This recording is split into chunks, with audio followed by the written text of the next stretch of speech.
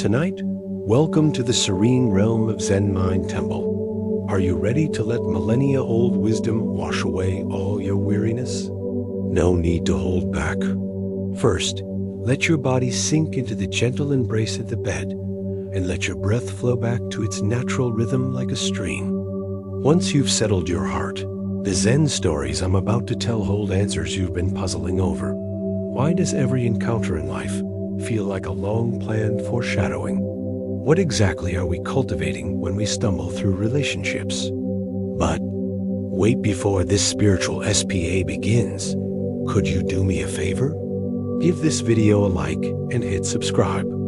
That way, the lanterns of Zen Mind Temple will light up for you the moment you feel lost next time. Now, dim the lights until they're as soft as moonlight, and turn on a fan to let the wind hum a lullaby.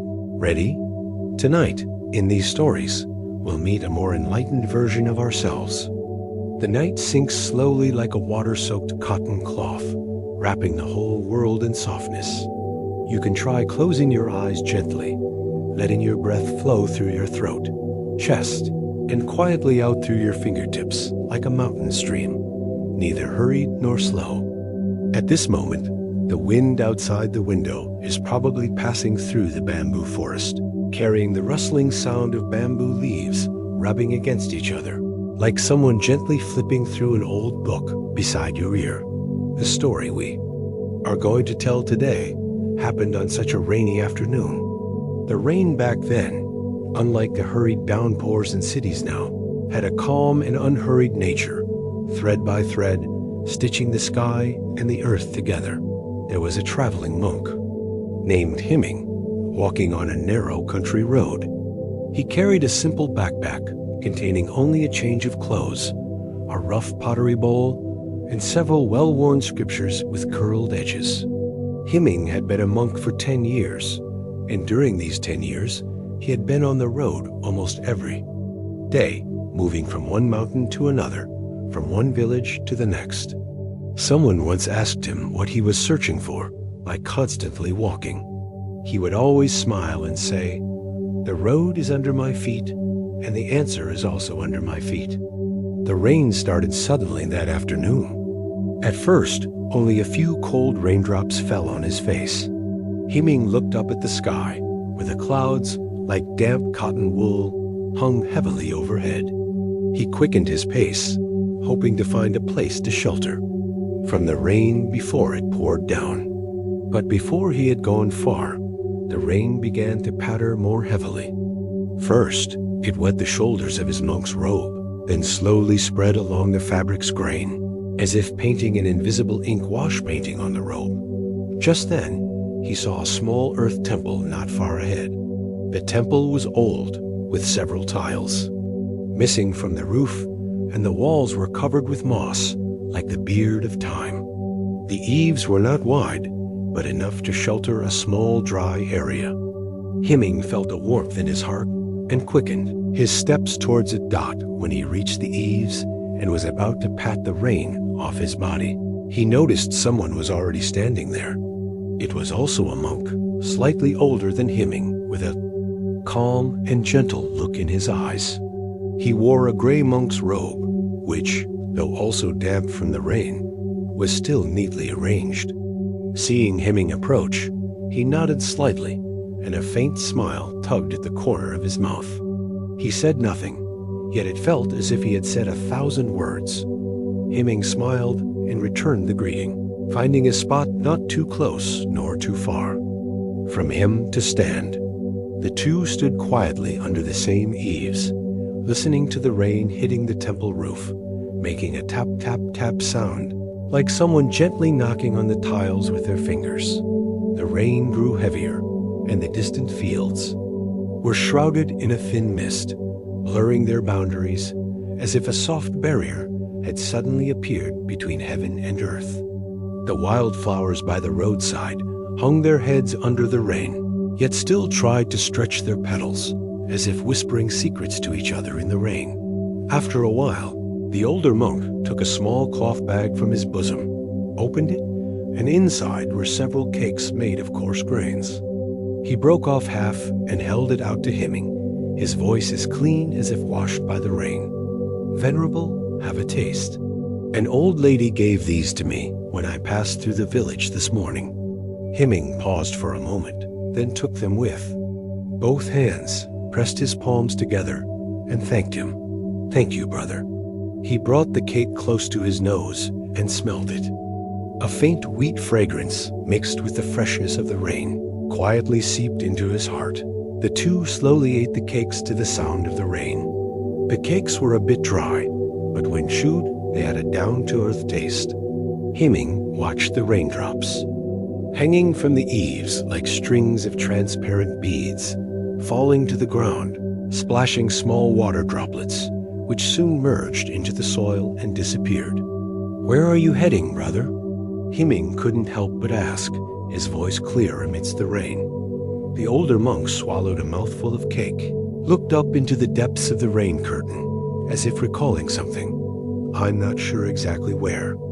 I just heard there's an ancient temple on the mountain to the south, and there's an old master there who gives excellent lectures on the scriptures.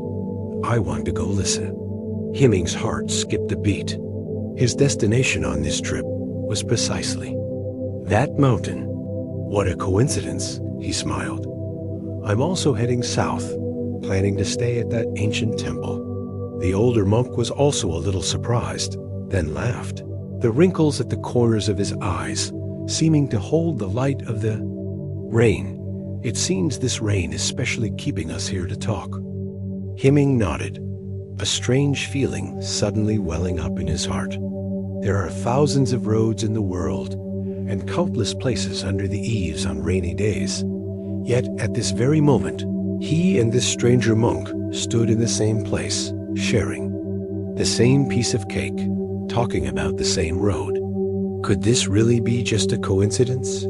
He remembered when he first became a monk, his master once said to him, "All things in the world, though seemingly chaotic, have their own patterns. Just like the stars in the sky, which seem scattered, but actually form constellations. Just like the rivers on the earth, which seem winding, but ultimately flow into the sea. The meeting of people is also like this." At that time, he didn't quite understand his master's words. He always thought that encounters between people were just a matter of each going their own way, accidentally bumping into each other, with only a brief intersection before going their separate ways. But now, standing under the eaves in this rain curtain, listening to the gentle words of this strange senior monk beside him, he suddenly felt that there was a deep wisdom in his master's words. The older monk seemed to sense his thoughts and asked softly, "Little brother, you seem to have something on your mind?" Himing hesitated for a moment, then voiced his doubts.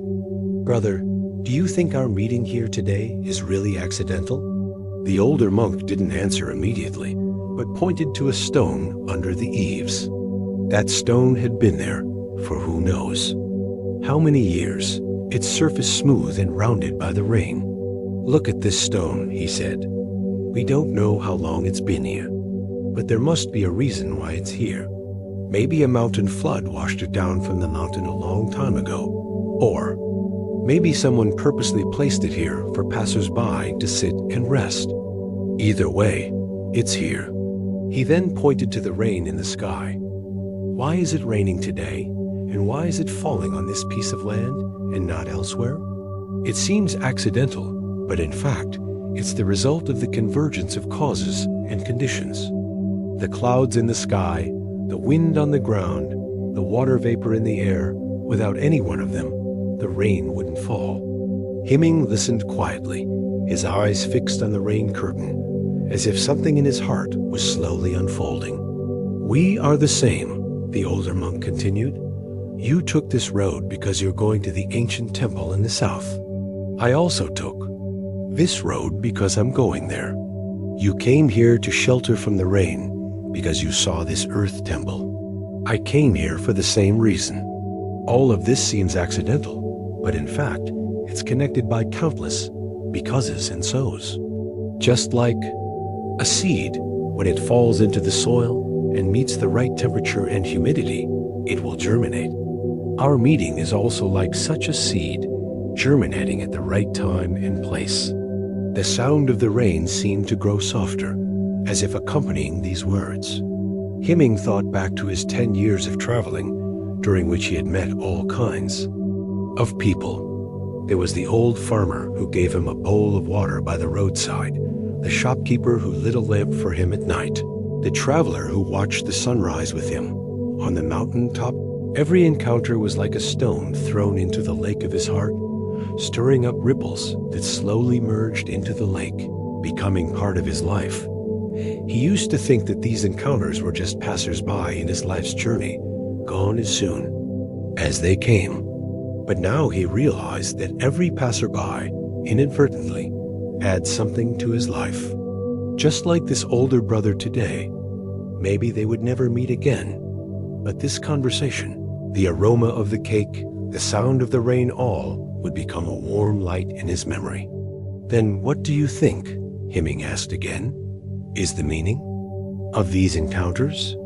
The older monk smiled, took a small teapot from his backpack, poured 2 cups of warm tea, and handed one to Hemming. The fragrance of the tea filled the rain mist, carrying a faint fragrance. Meaning? He took a sip of tea.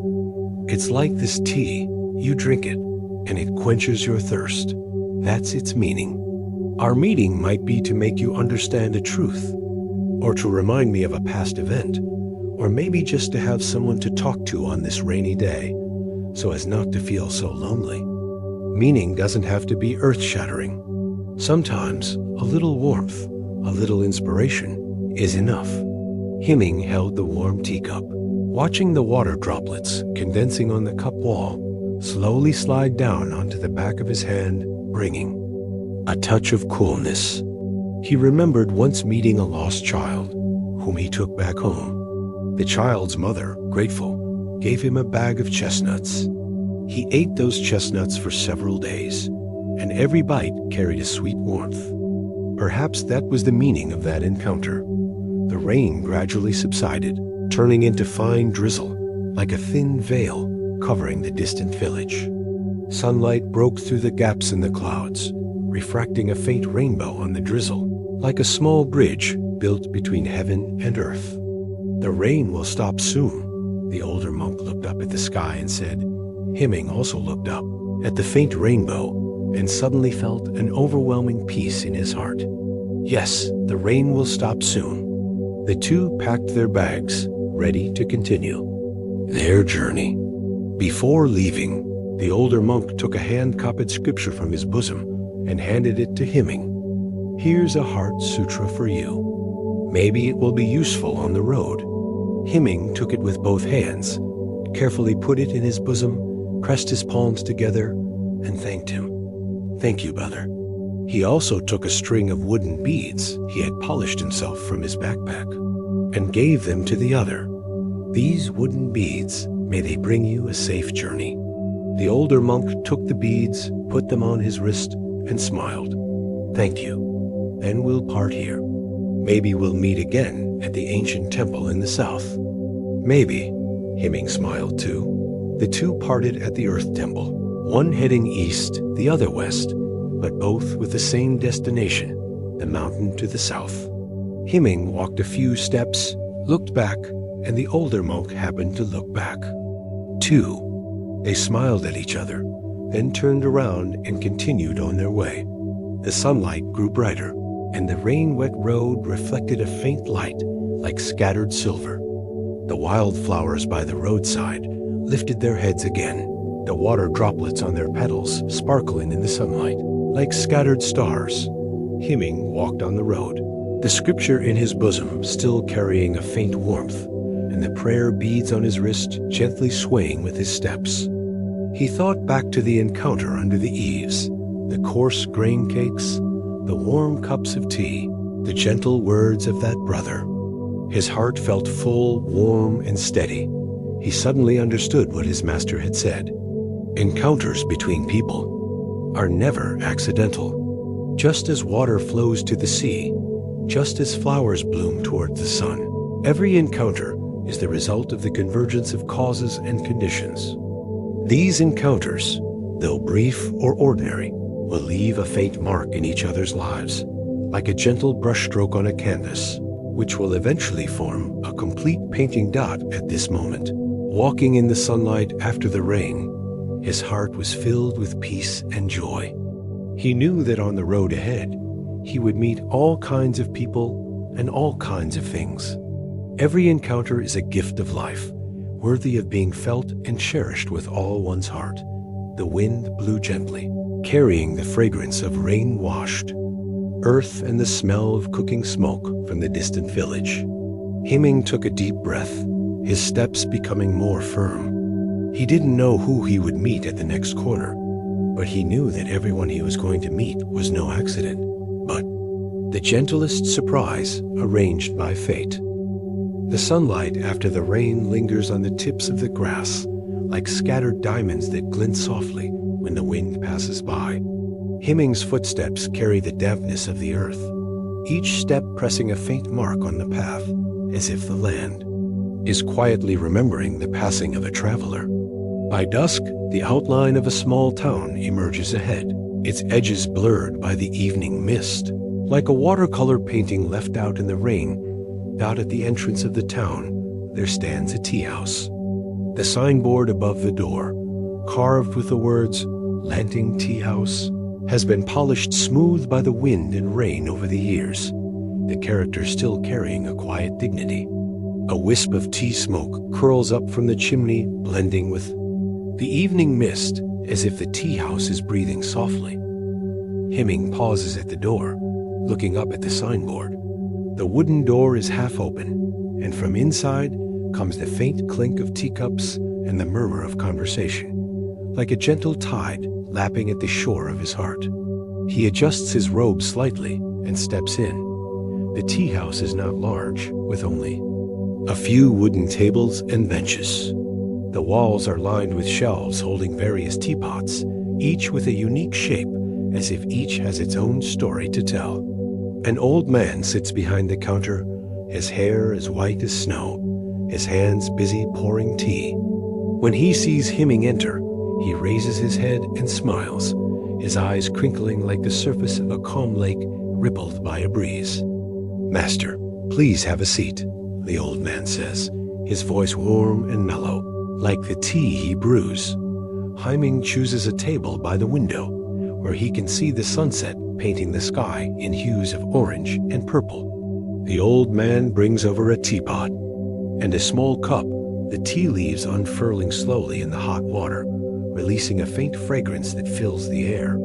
"This is the local cloud mist tea," the old man says, placing the teapot down gently. "Picked before dawn, when the dew is still on the leaves. It's light, but has a lingering aftertaste." Hemming nods in thanks, pouring himself a cup. The tea is clear and pale green, like a piece of the spring sky melted into the cup. He takes a sip, and a subtle sweetness spreads across his tongue, then slowly seeps into his limbs, making him feel relaxed and at ease. There are a few other guests in the tea house. A scholar sits at the next table, poring over a scroll, occasionally pausing to take a sip of tea and mutter to himself. By the door, a pair of farmers are talking in low voices, their words filled with the weariness of a day's work and the hope for a good harvest. In the corner, a young woman sits alone, looking out the window at the passing clouds, her eyes carrying a hint of melancholy, like a poem left unwritten. The old man moves between the tables, refilling teacups and exchanging a few words with each guest. He doesn't rush, as if he has all the time in the world. When he refills the scholar's cup, he says, "Young master, this passage you're reading, does it remind you of the mountains to the west?" The scholar looks up, surprised. "How did you know I've been to the western mountains?" The old man smiles. "The way you furrow your brow when you read that line, it's the same look someone gets when they're remembering the steep paths and the sound of the pines." The scholar laughs, his eyes lighting up. "You're right. I traveled there last year." And that passage brings it all back. The morning mist, the way the sunlight filters through the trees, it's like I'm there again. Hemming listens quietly, watching the interaction. There's a kind of familiarity between the old man and the guests, even though they seem to be meeting for the first time. It's as if the tea house is a bridge, connecting people who would otherwise walk past each other in the street. As the evening deepens, more guests come and go. A merchant in a hurry stops to drink a cup of tea before continuing his journey, leaving behind a story of distant lands. A mother with a child in her arms sits down for a moment, the child's laughter mixing with the clink of teacups. A musician plays a few notes on his flute, the melody weaving through the tea smoke, before packing up and leaving with a nod to the old man. Each person who enters the tea house brings with them a fragment of their life, a worry, a joy, a memory, and leaves with a cup of tea and a moment of peace. It's as if the tea house is a river, and the guests are the currents that flow through it, each leaving a trace, each changing the river in their own small way. Hemming watches a teacup being passed from the farmer to the scholar, who takes a sip and nods in appreciation. The cup, once held by calloused hands that work the land, is now held by delicate fingers that hold a brush. It's a simple act, but there's a kind of magic in it. The sharing of a cup, the sharing of a moment, the sharing of lives that would otherwise never touch. He thinks back to the encounter under the eaves that afternoon. The older monk had said that every meeting is a result of causes and conditions, like a seed germinating at the right time. Here in the tea house, that truth seems to unfold before his eyes. These people, from different walks of life, with different stories, have all been drawn to this small space by the same need to rest, to connect, to find a moment of stillness in the chaos of life. The old man comes over to refill Hemming's cup, and Hemming takes the opportunity to ask, "Master, you've been running this tea house for many years?" The old man nods, his eyes looking around the room as if seeing all the guests who have come and gone over the years. 50 years this autumn. I took over from my father, who took over from his. Do you ever wonder why people come here? Hemming asks. Why this tea house and not another? The old man smiles, wiping the counter with a cloth. I used to wonder. When I was young, I thought it was because of the tea or the location. But over the years, I've realized it's not that simple. He gestures to the scholar, who is now talking, animatedly with the farmers, the scroll forgotten on the table. That young man came here because he was lost, both in his studies and in his heart. The farmers came because they needed a place to talk about their troubles, where no one would judge them. The young lady in the corner, she's waiting for a letter, and this is the only place where she can sit without feeling the weight of her waiting. He turns back to Hemming, his eyes warm. Everyone comes here for their own reason, but deep down, it's the same reason. They're looking for something: connection, understanding, a moment of peace. And somehow, this tea house becomes the place where they find it, if only for a little while. Hemming thinks about his own reason for coming here. He had been tired from walking, thirsty from the road, but more than that, he had been craving a sense of belonging, even if just for a moment. In this tea house, with its warm light and the smell of tea, he had found it. The old man continues. You see, every person who walks through that door is not just they're part of this tea house, just as the tea house is part of them. They leave a little of themselves here, a laugh, a tear, a secret, and they take a little of the tea house with them too. A memory, a feeling, a sense that they're not alone in the world.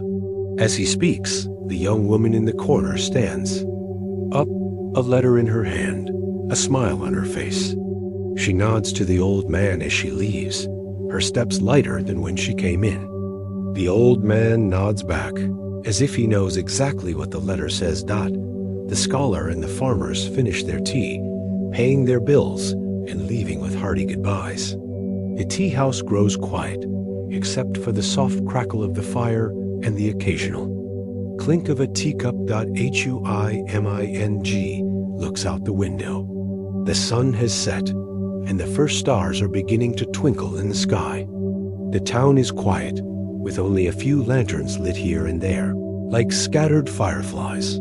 He turns back to the old man, who is now sitting at a table, drinking a cup of tea by himself.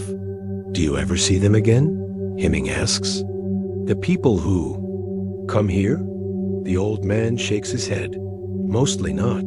But that doesn't mean they're gone.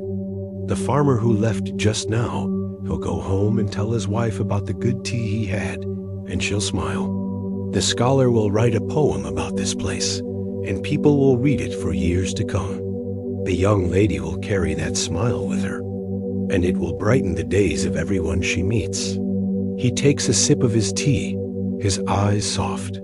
"We don't need to see people again to know that they've touched our lives, and we've touched theirs. That's the magic of it.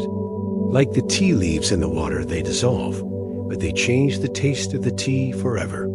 Huiming thinks about the older monk he met that afternoon.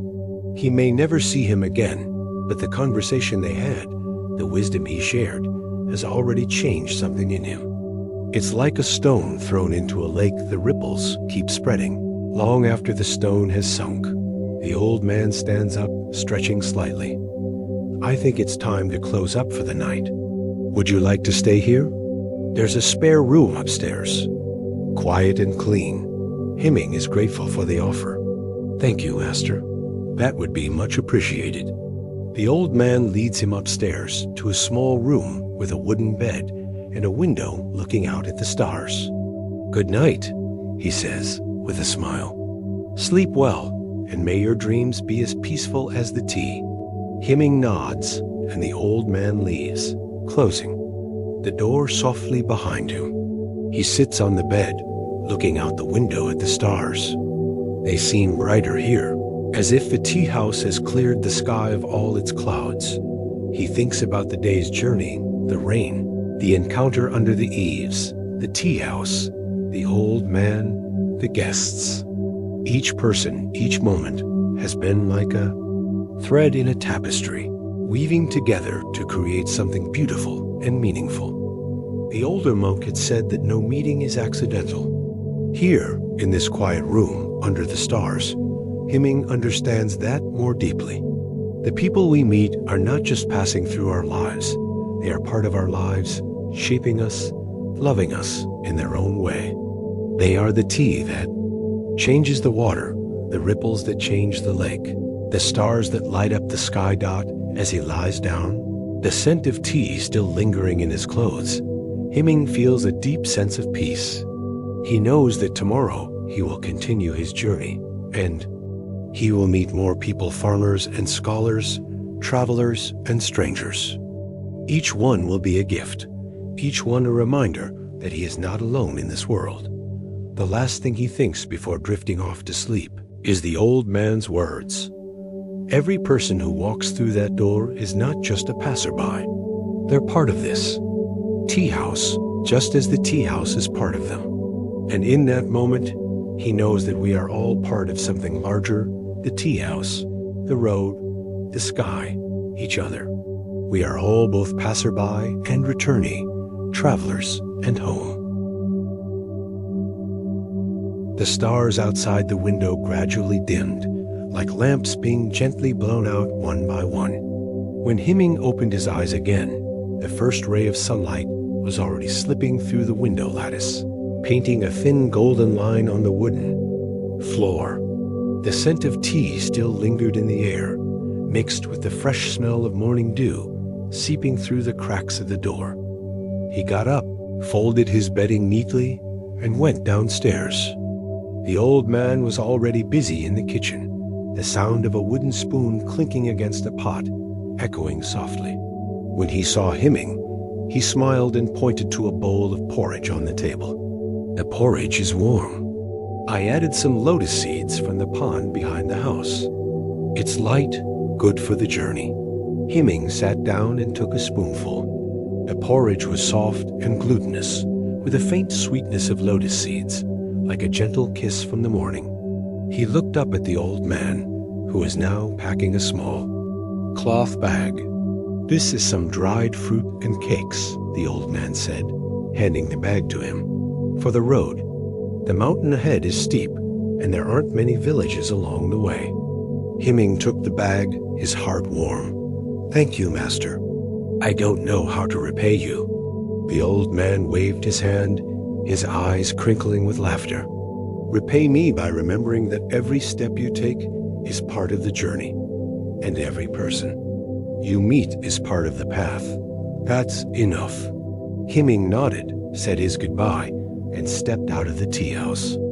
The morning air was cool, with a hint of dampness, and the town was just waking up, the sound of roosters crowing and doors creaking open floating through the streets.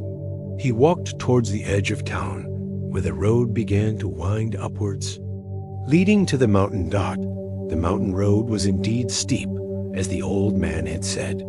The path was narrow, carved into the side of the mountain, with loose stones that shifted underfoot. On one side was a steep slope covered with dense bush, and on the other, a deep valley where mist swirled like a river of white silk. Himing walked carefully, his hands sometimes brushing against the rough bark of trees to steady himself. After walking for about an hour, he heard the sound of someone panting heavily ahead. He quickened his pace slightly and rounded a bend to see a young man sitting on a rock, his head in his hands, his shoulders heaving with exhaustion. He was wearing a traveler's robe, which was dusty and torn at the hem, and a sword hung at his waist, its sheath scuffed from the journey. When the young man heard Himing's footsteps, he looked up, his face flushed with exertion, his eyes wide with surprise. "Oh, a monk," he said, his voice hoarse. "Do you mind if I rest here for a while? This mountain is harder than I thought." Himing smiled and sat down on a nearby stone. "Of course, I was just about to take a break myself." He took out the water flask from his bag and offered it to the young man. "Here, have some water." The young man thanked him, took a long drink, and wiped his mouth with the back of his hand. "I'm Li Wei," he said. "I'm on my way to the southern city to take the imperial exam. My teacher said the road through. This mountain is the shortest, but I didn't expect it to be this tough." "I'm Himing," Himing replied. "I'm traveling to the ancient temple on the top of the mountain." Li Wei's eyes lit up. "Really? Then we're going in the same direction. Maybe we can walk together? It's better to have company on such a road." "I think," Himing nodded, "that would be nice. The road is easier when shared." They sat there for a while, listening to the birds singing in the trees and the wind rustling through the leaves. Li Wei told Himing about his studies, how he had been preparing for the exam for years, how his parents had sold their only cow to pay for his journey. "I have to pass," he said, his voice tight with determination. "It's the only way to give them a better life." Himing listened quietly, thinking about how everyone's journey is different, yet so similar. We all carry burdens, hopes, fears as we walk through life. We all need someone to listen, someone to share the road with Dot when. They stood up to continue. Li Wei helped Himing adjust his backpack, which had slipped slightly. "There," he said. "That's better." As they walked, Li Wei pointed out the different plants and birds along the way, things he had learned from his grandfather, who was a herbalist. "That's a peony root," he said, pointing to a plant with large, fragrant flowers. "It's good for relieving pain. And that bird there, its song means rain is coming soon." Himing, in turn, told Li Wei stories of the temples he had visited, the kind people he had met, the lessons he had learned. "Once, I stayed at a temple where the abbot grew bamboo," he said. "He told me that bamboo bends in the wind but never breaks because it's flexible. Be like bamboo," he said. "Strong but not rigid." Li Wei nodded thoughtfully. "That's a good lesson. I think I need to be more like bamboo. I get so tense about the exam, I forget to enjoy the journey." They helped each other over difficult spots. Li Wei pulling Himing up a steep incline, Himing steadying Li Wei when he slipped on a wet stone. They shared the food Himing had brought from the tea house, breaking the cakes into two and passing the dried fruit back and forth. Each step, the distance between them grew smaller, not just in space, but in spirit. By midday, they reached a small clearing where a spring bubbled up from the ground, its water clear and cold. They sat down to rest, cupping their hands to drink from the spring.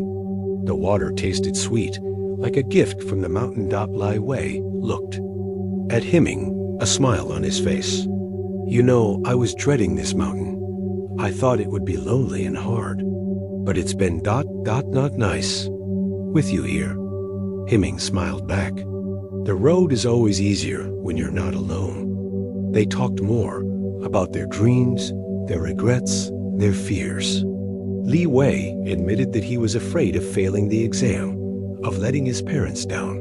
Himing told him about the time he had doubted his path, wondered if he was doing the right thing by traveling so much. "My master told me that doubt is part of faith," he said. "It's like the wind that tests the bamboo. It makes you stronger." Li Wei nodded, his face looking lighter than before. "I never thought of it that way. Maybe failing isn't the worst thing. Maybe it's just a turn in the road." As the afternoon wore on, the path began to split. One way led up to the ancient temple, the other down to the southern city. They stopped at the fork, looking at each other, neither wanting to be the first to speak. "I guess this is where we part," Li Wei said finally, his voice soft. Himing nodded. It seemed so.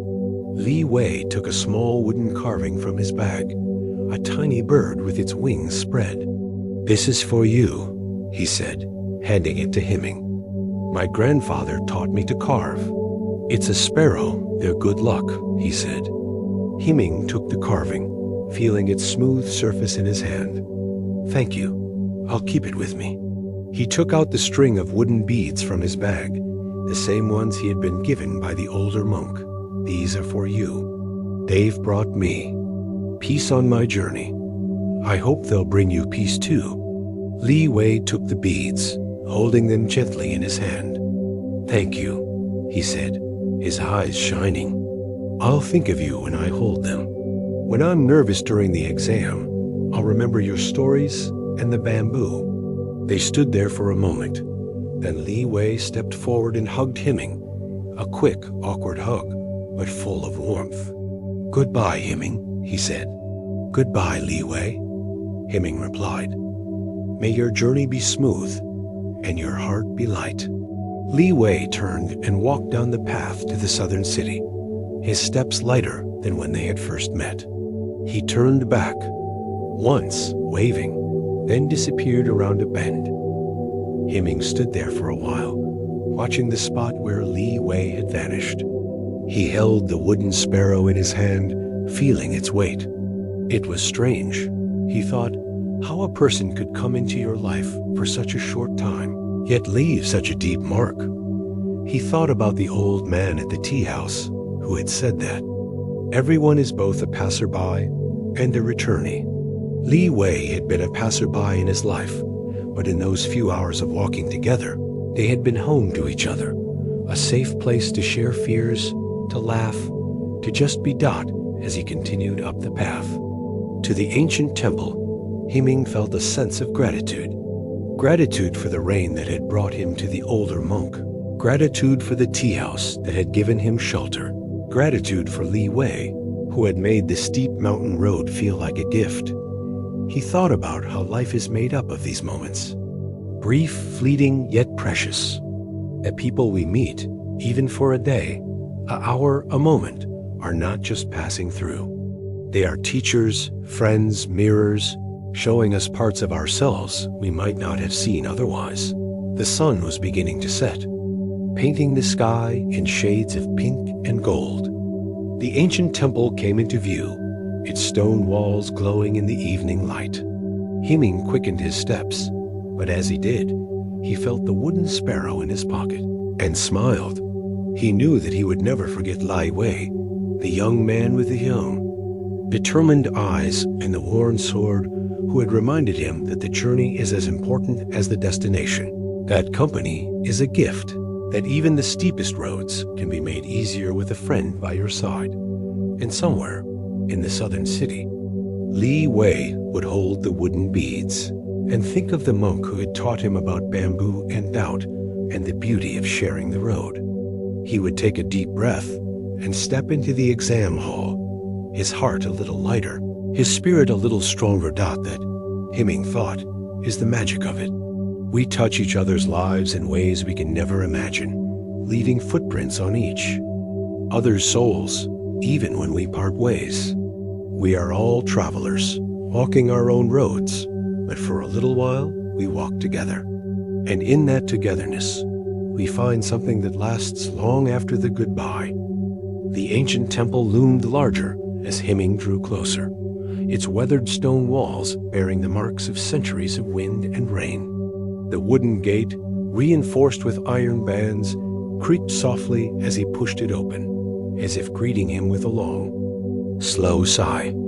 Inside, the courtyard was overgrown with grass, but in the center stood a stone Buddha, its smile still serene despite the moss that clung to its robes. A young monk appeared from a side hall, his head shaved smooth, his eyes wide with curiosity. "Welcome, Master," he said, bowing deeply. "I'm Chengsen, the caretaker here. My teacher is away on a pilgrimage, but there's plenty of room for you to stay."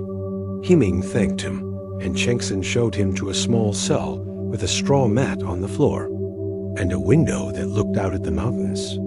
"Dinner will be ready soon," Chengsen said. "Just some simple rice and vegetables, but it's warm."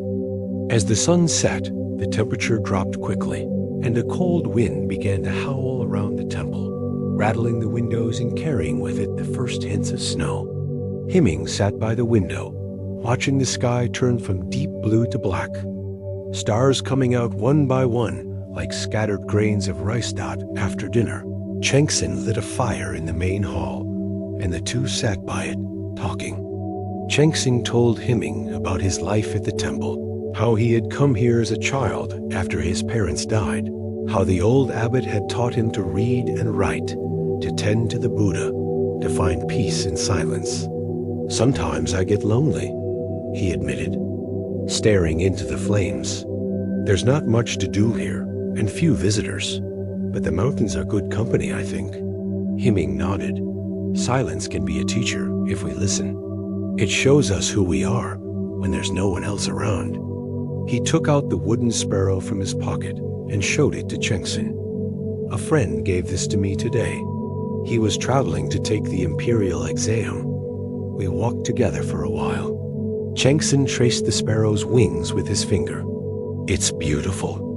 Sometimes I forget how many people are out there, walking their own roads. It's easy to feel like the world is just this temple, this mountain." As the night grew deeper, the wind outside grew stronger, and they heard a loud bang from the gate. Chengsen jumped up, startled.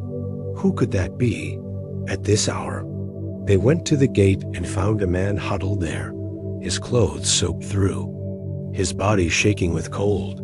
He was an old man, with a long white beard that was caked with ice, and a large sack slung over his shoulder. When he saw them, he tried to stand, but stumbled, and Hemming caught him before he fell. "Please," the old man said, his voice barely above a whisper. "I'm lost.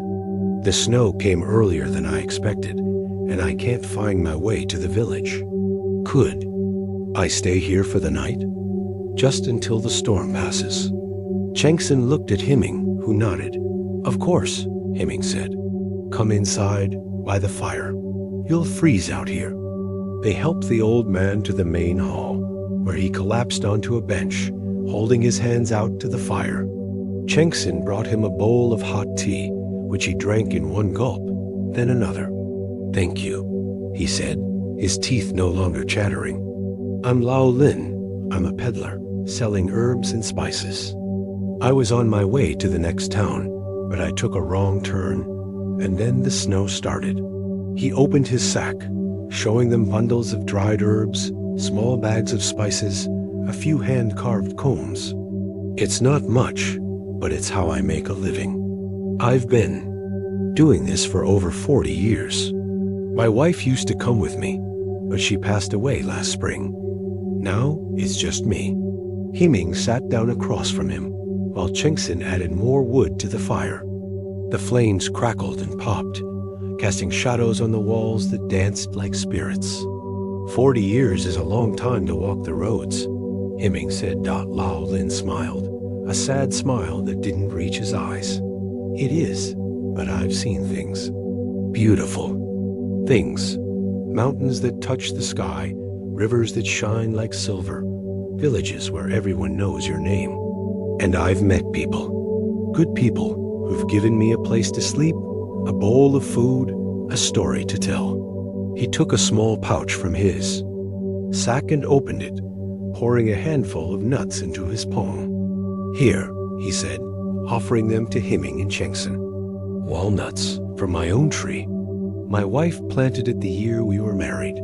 It's still there, outside our little house. Chengsen took a walnut, cracking it open with his teeth. These are good, he said, his mouth full. Sweet, Lao Lin laughed. She always said they were the sweetest in the province. I think she was biased, but I never told her that. His eyes grew misty, and he stared into the fire for a moment, as if seeing someone who wasn't there. Himing asked him about the places he'd been, and Lao Lin told stories of a village where the people celebrated the harvest by dancing all night, of a mountain where the flowers bloomed in winter, of a river where the fish were so plentiful you could catch them with your hands. Every place has its own magic, he said. You just have to look for it. As he talked, he took out a small wooden box from his sack and opened it, revealing a collection of small, colorful stones. I picked these up along the way, he said. Each one reminds me of a place or a person. This red one is from the river, where I met a little girl who taught me how to skip stones. This blue one is from the mountain, where an old shepherd shared his lunch with me. He handed a smooth white stone to Chengsen. For you. It's from a cave not far from here.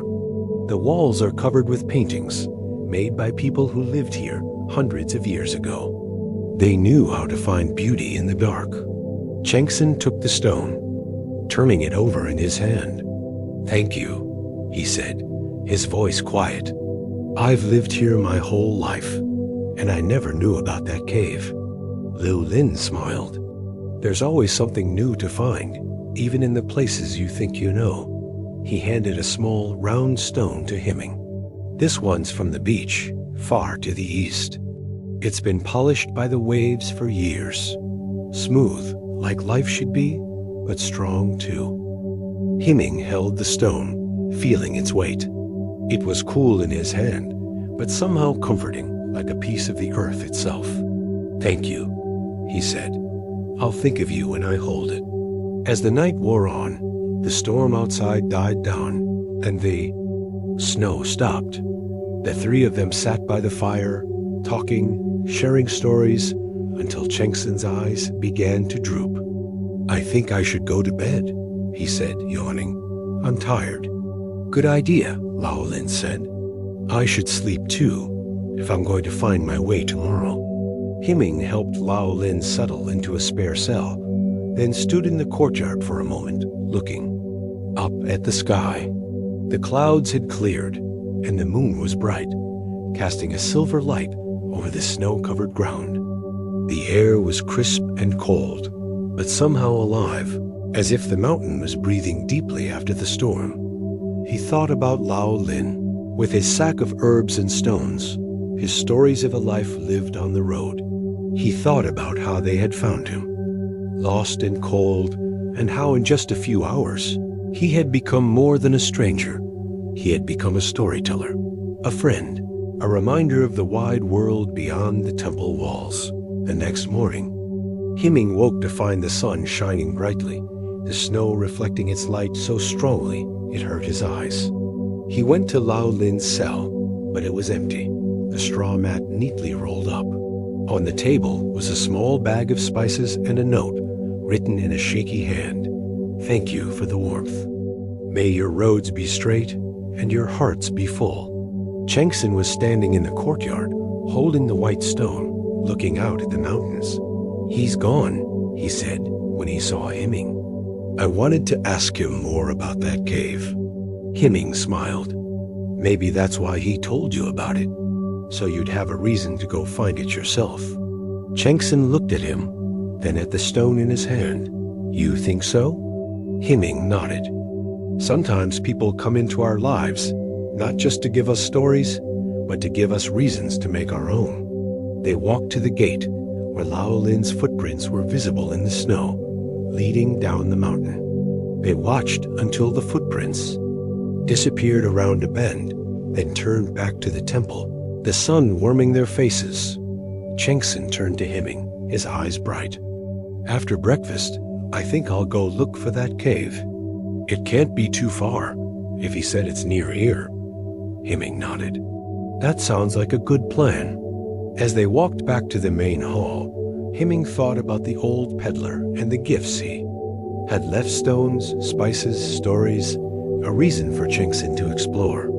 He thought about how strangers can bring light into our lives, even in the darkest of nights. How a single act of kindness can connect two lives in ways we never expect. He thought about the wooden sparrow in his pocket and the stone in his hand, each a reminder of a different encounter, a different lesson. The sparrow, a symbol of freedom and luck. The stone, a symbol of strength and endurance. Both gifts from people who had passed through his life like shooting stars, brief but bright. Life, he realized, is full of these gifts. Sometimes they come in the form of a shared meal, a story, a stone. Sometimes they come in the form of a stranger's kindness, a moment of connection, a reminder that we are all part of something larger. As he sat down to breakfast with Chengsen, the sun streaming through the window, Himing felt a deep sense of gratitude. Gratitude for the old peddler who had wandered into their lives on a snowy night, for the stories he had shared, for the gifts he had left behind. Gratitude for the reminder that even in the coldest, loneliest moments, we are never truly alone. Somewhere, Lao Lin was walking down the mountain, his sack lighter, his heart warmer, thinking about the two monks who had given him shelter on a stormy night. He would tell his friends in the next village about the ancient temple, the kind young monk, the traveling monk with a gentle smile. And in that telling, the connection would live on, like a flame passed from hand to hand, never dying out. That, Himing thought, is the gift of strangers. We meet, we share, we part, but we carry pieces of each other with us always. We are all travelers, after all, walking our own roads, but every now and then, our roads cross, and in that crossing, we leave footprints on each other's hearts. The sunlight through the temple window had shifted from gold to honey by the time Himing finished his breakfast. Chengsen was already bustling about, gathering a few things in a small basket: a flask of water, a piece of bread, the white stone. From Lao Lin. I'm going to find that cave, he announced, his eyes shining with a newfound eagerness. Do you want to come with me? Himing smiled and shook his head.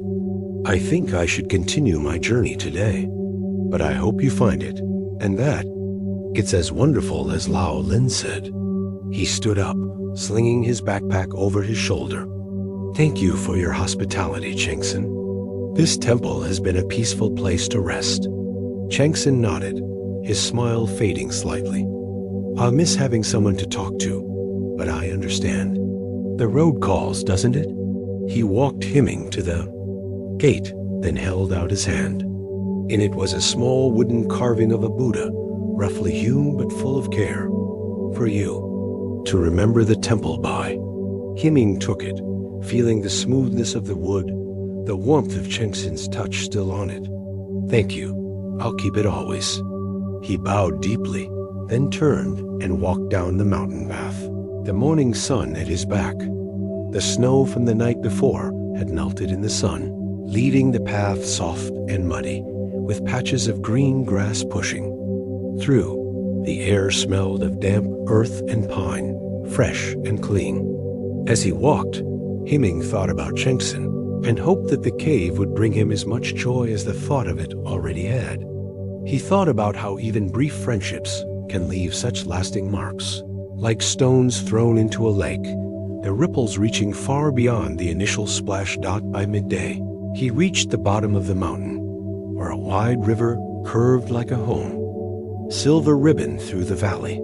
Along the banks, willow trees dipped their branches into the water, their leaves shimmering in the sun.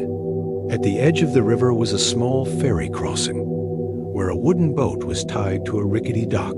Its hull weathered by years of sun and water, a man sat on a stool by the dock, mending a net. He was middle-aged, with a face tanned by the sun, hands calloused from years of work. When he saw Himing, he looked up and smiled, revealing a gap between his front teeth. "Need to cross the river, master?" he asked, his voice rough but friendly. Himing nodded. "Yes, please. How much do you charge?" The man waved his hand. "No charge for monks. My grandmother always said it's good luck to help those who walk the path of peace." He stood up, setting aside his net. "I'm Jiang, the ferryman. Been doing this since I was a boy, when my father taught me. This river's been my life." He untied the boat and helped Himing climb in, then pushed off from the dock with a long pole. The boat glided smoothly into the current, the water lapping gently at its sides. Jiang stood at the back, guiding the boat with ease, his eyes fixed. On the opposite shore, as if he could see every stone and tree there, Himing sat at the front, watching the water flow by. It was clear, with small fish darting beneath the surface, their silver scales flashing in the sunlight. Every now and then, a water lily would drift past, its white flower bobbing on the waves. "Beautiful, isn't it?" Jiang said, noticing Heming's gaze. "People are always in a hurry to cross, but they forget to look at the river itself. It's been here longer than any of us, and it'll be here long after we're gone. It's a good teacher, the river." Himing nodded. "What does it teach?" Jiang thought for a moment, then smiled. "Patience. It takes its time, flowing where it wants. To flow, not rushing. Strength. It can carve canyons out of stone, but it's gentle enough to cradle a baby. And impermanence. It's never the same river twice. The water you're looking at now is already gone, on its way to the sea." Himing thought about that as he watched the current. It was true even as he looked. The water was changing, moving forward, never to return. Just like life, he thought. Just like the people we meet. They come, they go, but they leave their mark, like the river leaves its mark on the land dot as they crossed. A young woman appeared on the dock they had left, waving her arms frantically. Jiang frowned, then sighed. "Looks like we'll have to go back." "That's Zhao Mei from the village. She's probably late for something." He turned the boat around, and as they drew closer to the dock, Zhao Mei's worry became clear. She was clutching a small package to her chest, her face flushed, her hair disheveled. "Thank goodness you saw me," she said, breathless, as she climbed into the boat. "My brother is sick, and the doctor sent this medicine, but I'm already late. I was supposed to be home an hour ago." Jiang nodded, pushing off again. "Don't worry, miss. We'll get you there in time." Zhao Mei sat down next to Himing, still catching her breath. She was young, maybe 16, with bright eyes and a determined set to her jaw. "I'm sorry for making you turn back," she said, looking at Himing. "I know you're in a hurry too." Himing smiled. "No need to apologize. There's no hurry. Really, the road will wait." Zhao Mei relaxed a little, then opened the package to check the medicine inside. It was a small bottle of dark liquid, sealed with a cork. "It's for my little brother," she said, her voice softening. "He's only 5, and he's had a fever for days. The doctor says this will help, but it has to be given at exactly sunset." She looked at the sun, which was beginning to dip towards the mountains. "We'll make it, won't we?" Zhang nodded. "We'll make it. The current's with us today."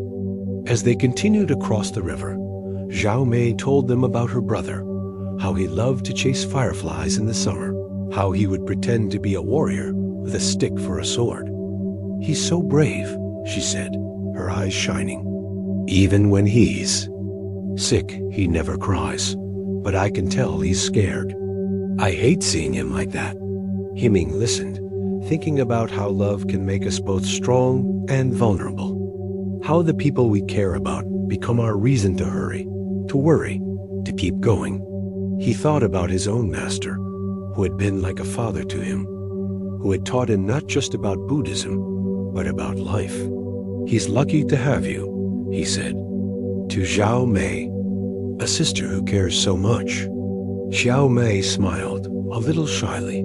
"He's my brother. I'd do anything for him." The boat reached the opposite shore just as the sun was touching the tops of the mountains, painting the sky in shades of orange and purple. Zhang tied the boat to the dock, and Zhao Mai jumped out, thanking him profusely. "Here," she said, taking a small coin from her pocket. "For your trouble." Zhang shook his head. "Keep it. Buy your brother some candy when he's better." Zhao Mei hesitated, then nodded, tucking the coin back into her pocket. "Thank you, both of you." She looked at Himing. "Good luck on your journey, master." "Good luck to you and your brother," Himing replied. Zhao Mei turned and ran down the path, her feet kicking up dust, the package clutched tightly in her hand. They watched her go until she disappeared around a bend. Then Zhang turned to Himing. "She's a good girl. Works hard, takes care of her family. Life hasn't been easy for them since their parents died, but she never complains." He began to gather his things, folding up his net, putting away his pole. "You know, I see a lot of people cross this river," he said, as if thinking out loud. "Some are in a hurry, some are sad, some are happy. But they all have one thing in common. They're leaving something behind and going towards something new." Himing nodded. "Leaving and arriving. It's the same thing, in a way." Zhang smiled. "That's right. Every goodbye is a hello, if you think about it. You say goodbye to the shore, hello to the water, goodbye to the water, hello to the other side. Nothing ever really ends. It just changes." He looked out at the river, which was now reflecting the pink and gold of the sunset. "I used to hate saying goodbye. When I was a boy, my father would take me with him on the boat, and I'd get attached to the people we ferried. I'd wonder what happened to them, if they were happy, if I'd ever see them again. But my father told me that's not the point." "What's the point then?" Himing asked. "The point is the crossing," Zhang said. "The time you spend together on the boat in the middle of the river where there's nothing but water and sky and each other. That's the gift. The goodbye is just the next step." He turned to Himing. "Do you know what I mean?" Himing thought about all the goodbyes he had said. To his master, to the older monk under the eaves, to Li Wei at the fork in the road, to Chengsen at the temple gate. Each one had felt like a loss, but now, thinking about it, each one had also been a beginning of a new part of his journey, a new set of experiences, a new chance to meet someone else. "I think I do," he said. Zhang nodded, satisfied. "Good. Now you'd better get going. The village is a mile or so down that path, and it'll be dark soon. They'll put you up at the inn, I'm sure." Himing climbed off the boat, then turned to thank Zhang. "You've taught me something today, about rivers and goodbyes. Thank you." Zhang waved him off. Just passing along what my father taught me. Safe. Travels, master. As Himing walked down the path towards the village, he looked back once. Zhang was still standing on the dock, watching the river, his silhouette dark against the sunset. Then he turned and climbed back into his boat, pushing off into the water, which was now as red as fire. Himing thought about the ferryman's words as he walked. Every goodbye is a hello. The crossing is the gift.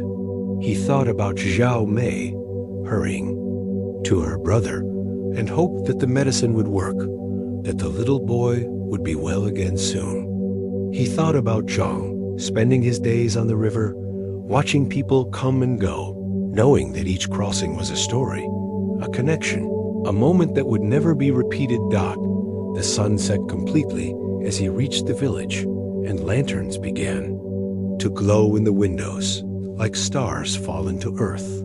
He found the inn, a small wooden building with a sign that said, "Home away from home," and walked inside, the warmth of the fire greeting him like an old friend. As he sat down at a table, ordering a bowl of soup, Himing took out the wooden Buddha that Chengsen had given him, running his fingers over its surface. He thought about all the people he had met on his journey and all the goodbyes he had said. Each one had been a part of the crossing, a part of the gift, and somewhere on the other side of the river, Zhang was tying up his boat for the night, thinking about the monk with the gentle smile and the young woman in a hurry. Zhao Mei was tucking her brother into bed, the empty medicine bottle on the table beside him, his fever beginning to fade.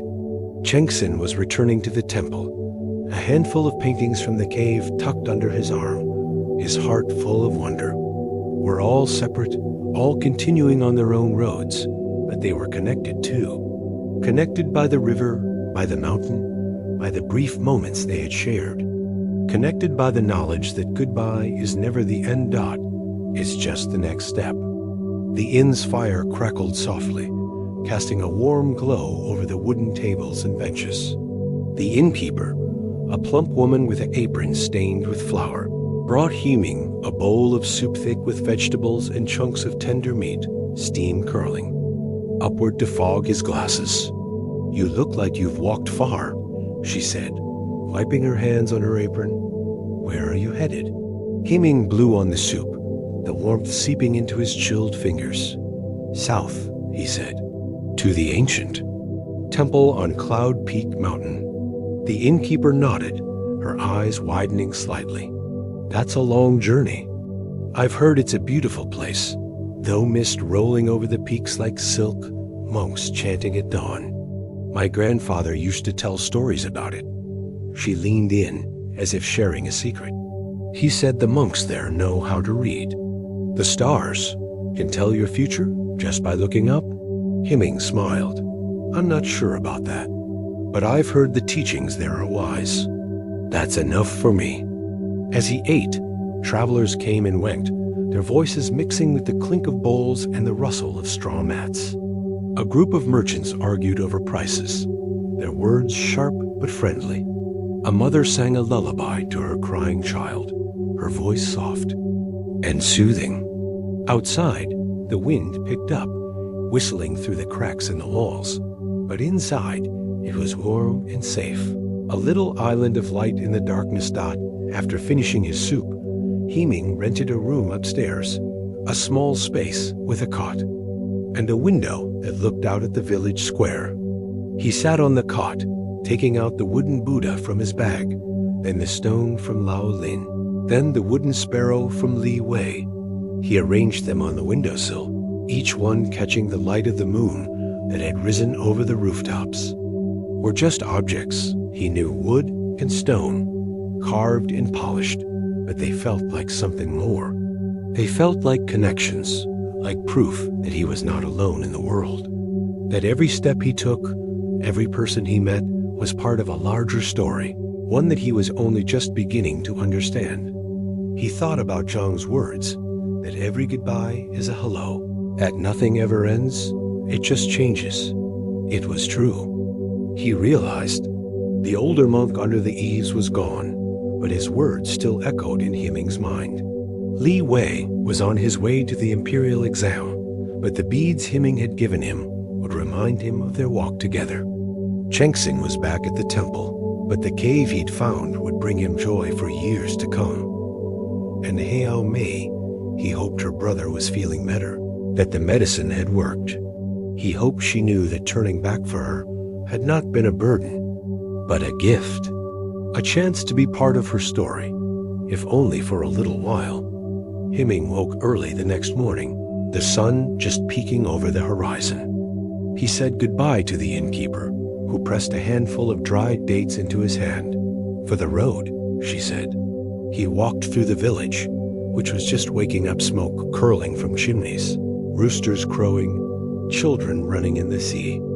Streets, laughing dot at the edge of the village. The road split one way, leading to a busy highway, the other to a narrow path that wound through a forest. Hemming hesitated, then chose the path. It looked quieter, more peaceful, and he was in no hurry. The forest was dense, with tall trees whose branches met overhead, forming a green canopy that filtered the sunlight into dappled patterns on the ground. Birds sang in the branches, and somewhere in the distance, a stream gurgled. The air smelled of pine and moss, earthy and fresh. He walked for hours, lost in thought, the only sound his footsteps on the soft earth. He thought about the journey so far, about all the people he'd met, all the lessons he'd learned. He thought about how life is like a forest, sometimes dark and confusing, sometimes bright and clear, but always full of surprises. As the sun began to dip towards the west, Hemming realized he was hungry and tired. He looked around for a place to rest and spotted a small wooden building nestled between two large oak trees. It had a thatched roof and a sign hanging above the door that read Old Scholar's Book Studio. He walked up to the door and knocked, the sound echoing in the quiet forest. After a moment, the door creaked open, and an old man stood in the doorway, tall and thin, with a long white beard, wearing a blue robe that was faded but clean. His eyes were bright, like polished stones, and they seemed to see right through Hemming. "Can I help you, young monk?" he asked, his voice like the rustle of dry leaves. Hemming bowed. "I'm sorry to bother you, sir. I'm traveling through the forest, and I was wondering if I might rest here for a while. Maybe have a drink of water?" The old man stepped aside, gesturing for Hemming to enter. Come in, come in. It's not often I have visitors. I'm Master Lin. This is my book studio, a place for reading, for thinking, for being alone with words." The book studio was small but cozy, with shelves lining every wall, filled with books, some leather-bound and ancient, some paper and new, their pages dog-eared from use. A large wooden table stood in the center, covered with scrolls and ink. Stones and a small fire burned in a hearth in the corner, filling the room with a warm, smoky smell. Master Lin poured Hemming a cup of tea from a clay pot, then sat down across from him, his hands folded in his lap. "You're a long way from any temple, aren't you?" he said. Hemming nodded. "I'm on my way to Cloud Peak Mountain, to study with the monks there." Master Lin smiled. "A noble journey. But why walk through the forest? The highway is faster." Hemming thought for a moment.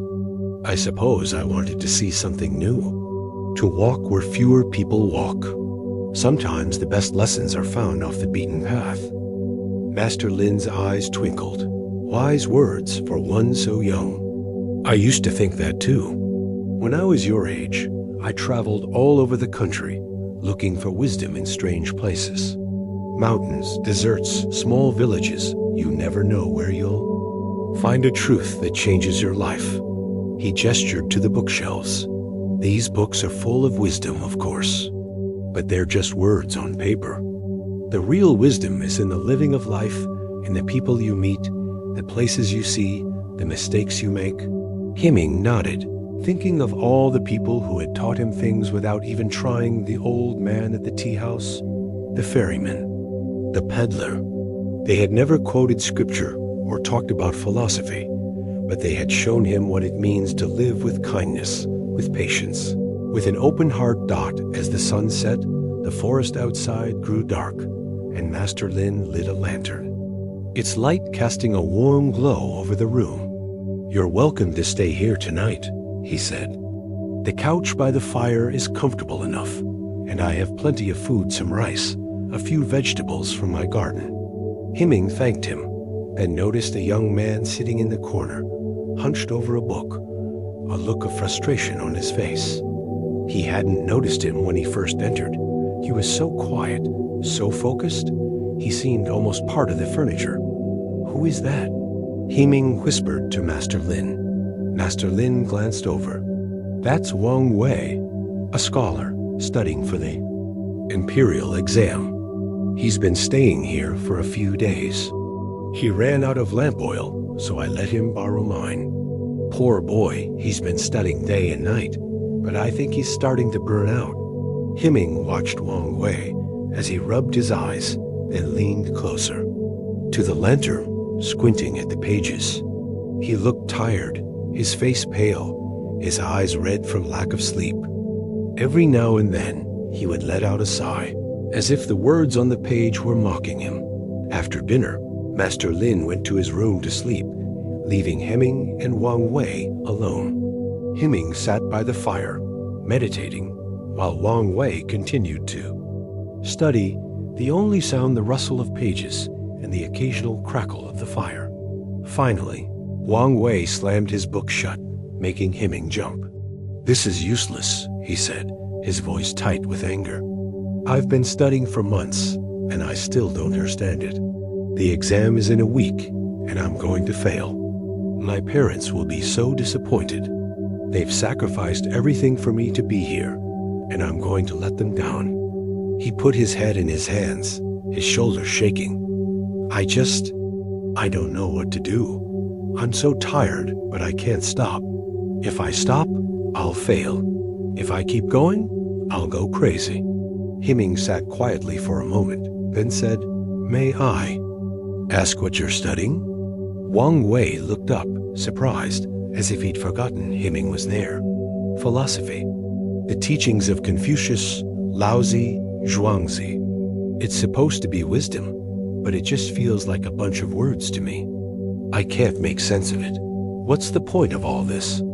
Of studying, of trying, if it's all just going to end in failure?" Heming thought about his journey, about all the people he'd met, all the things he'd learned. He thought about the river and how it flows without hurry, without worry. He thought about the ferryman and how he saw every goodbye as a hello. He thought about the old man at the tea house and how he believed that everyone is both a passerby and a returnee. "Have you ever walked in the rain?" Heming asked. Wang Wei frowned, confused. "What? Yes, of course. When you walk in the rain, do you try to control the rain? To make it stop, or fall harder, or go a different direction?" Wang Wei shook his head. "No, that's impossible. You just walk in it, get wet." Heming smiled. "Exactly. Life is like the rain. You can't control it. You can't make it go the way you want. All you can do is walk in it, get wet, and trust that even though you're wet, even though it's uncomfortable, you're still moving forward.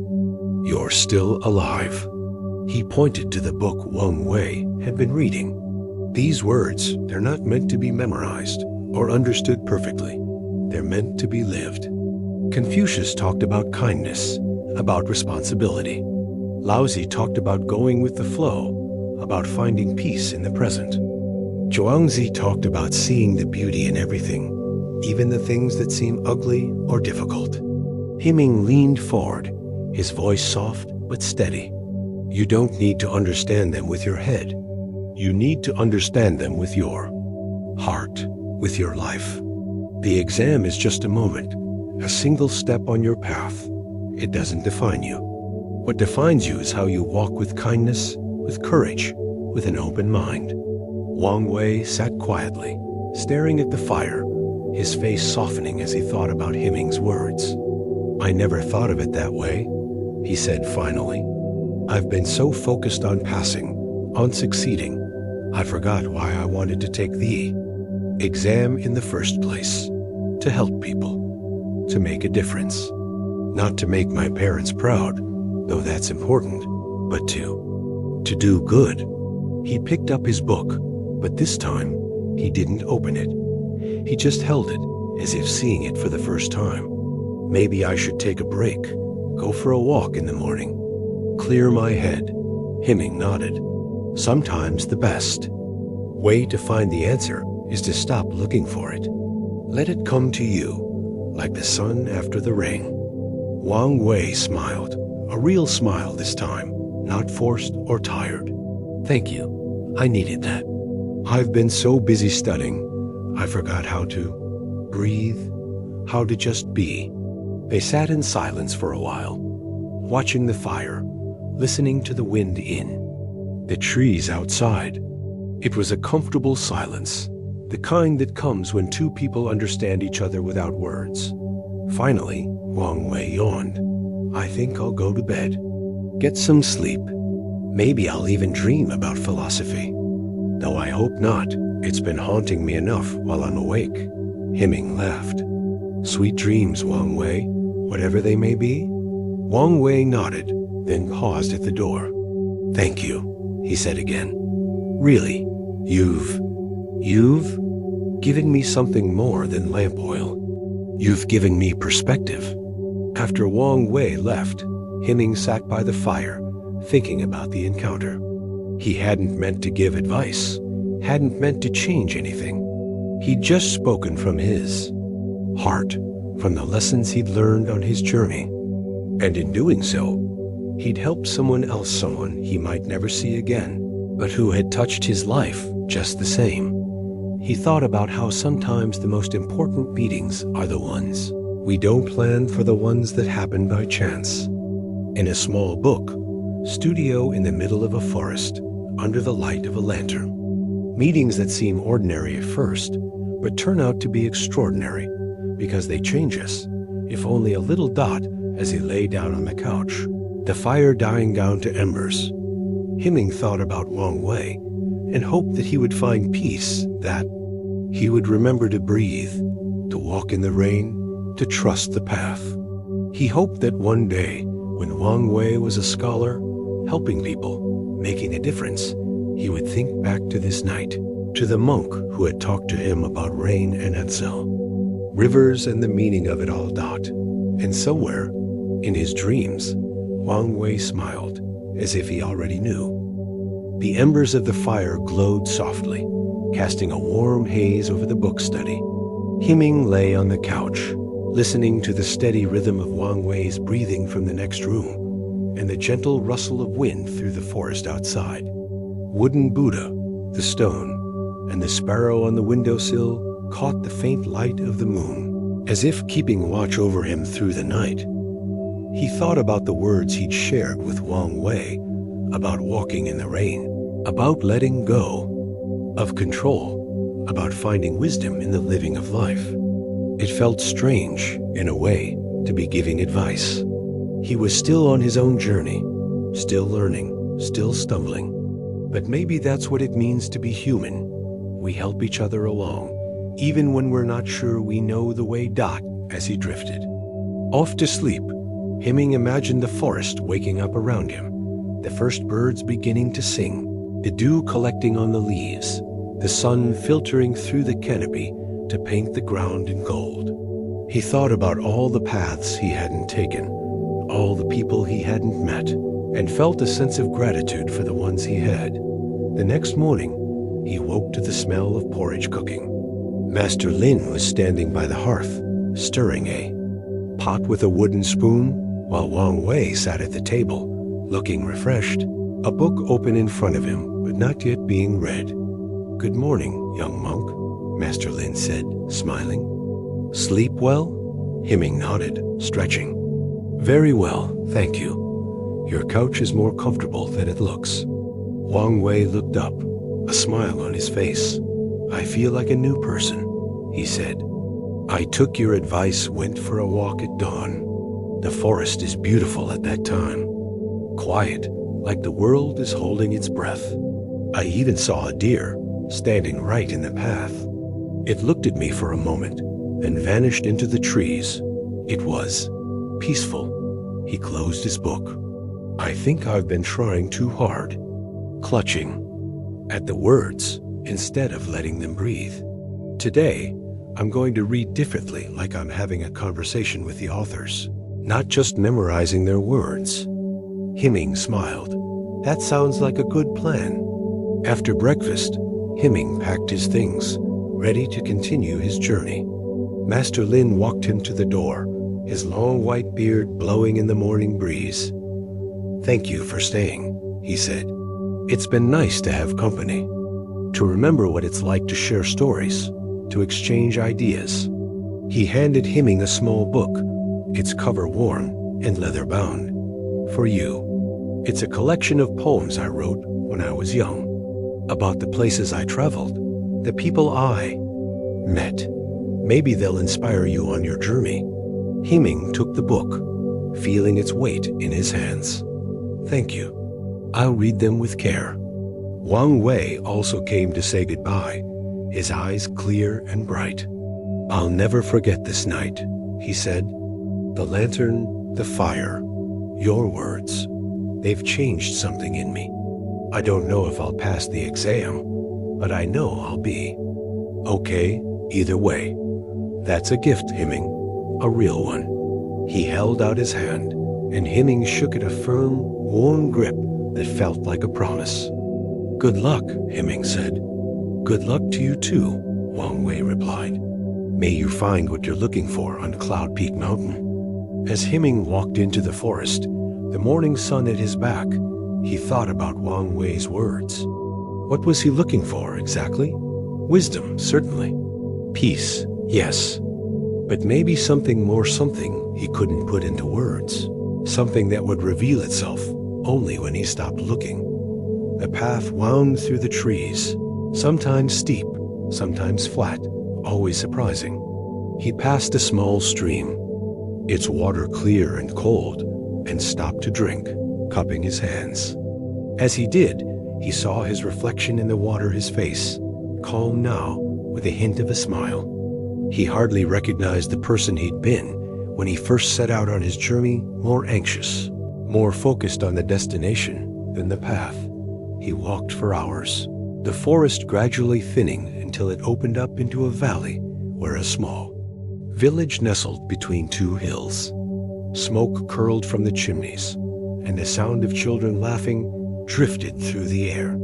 At the edge of the village, a sign hung above a wooden building, Dr. Ma's Medicine Cottage. As he approached, he saw a woman sitting on a bench outside, her face pale, her hand pressed to her stomach.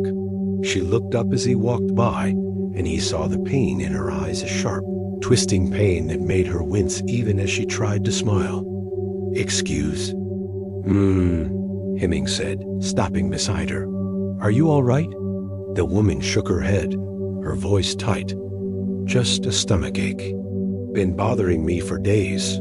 Dr. Ma is seeing someone now, so I'm waiting my turn. She let out a small gasp, doubling over slightly. It comes and goes, but when it comes, it's like someone's twisting a knife inside me. Hemming sat down beside her, reaching into his bag. He took out the dried dates the innkeeper had given him, offering her one. Here, my grandmother used to say dates are good for soothing the stomach. Maybe it will help, just a little. The woman took the date, thanking him, and slowly ate it, her eyes closing in relief as the sweetness spread in her mouth. I'm Lin Xiaoyu, she said. I live in the village with my husband and 2 children. This pain started a week ago, out of nowhere. Dr. Ma says it might be something I ate, but I haven't had anything different. I'm worried it's something worse. Her voice trembled, and Hemming could see the fear in her eyes. Fear of the unknown. Fear of what the pain might mean. Fear of leaving her children if something happened to her. I'm sure it's nothing serious, Heming said, though he didn't know that for sure. But sometimes, kindness is more important than certainty. Dr. Ma has a good reputation, from what I've heard. He'll know what to do. Lin Xiaoyu nodded, taking another date. He's a good man. Been the village doctor for over 30 years. Delivered all the babies, treated all the fevers, fixed all the broken bones. He's more than a doctor, he's family. But even family can't fix everything, can they? Heming thought about that. It was true. There are some things no one can fix. Pain, loss, fear, they're part of life, like the rain and the sun. But maybe that's not the point. Maybe the point is that we don't have to face them alone. The door to the medicine cottage opened, and an old man stepped out, short and stocky, with a bald head and a round face, wearing a green apron stained with herbs.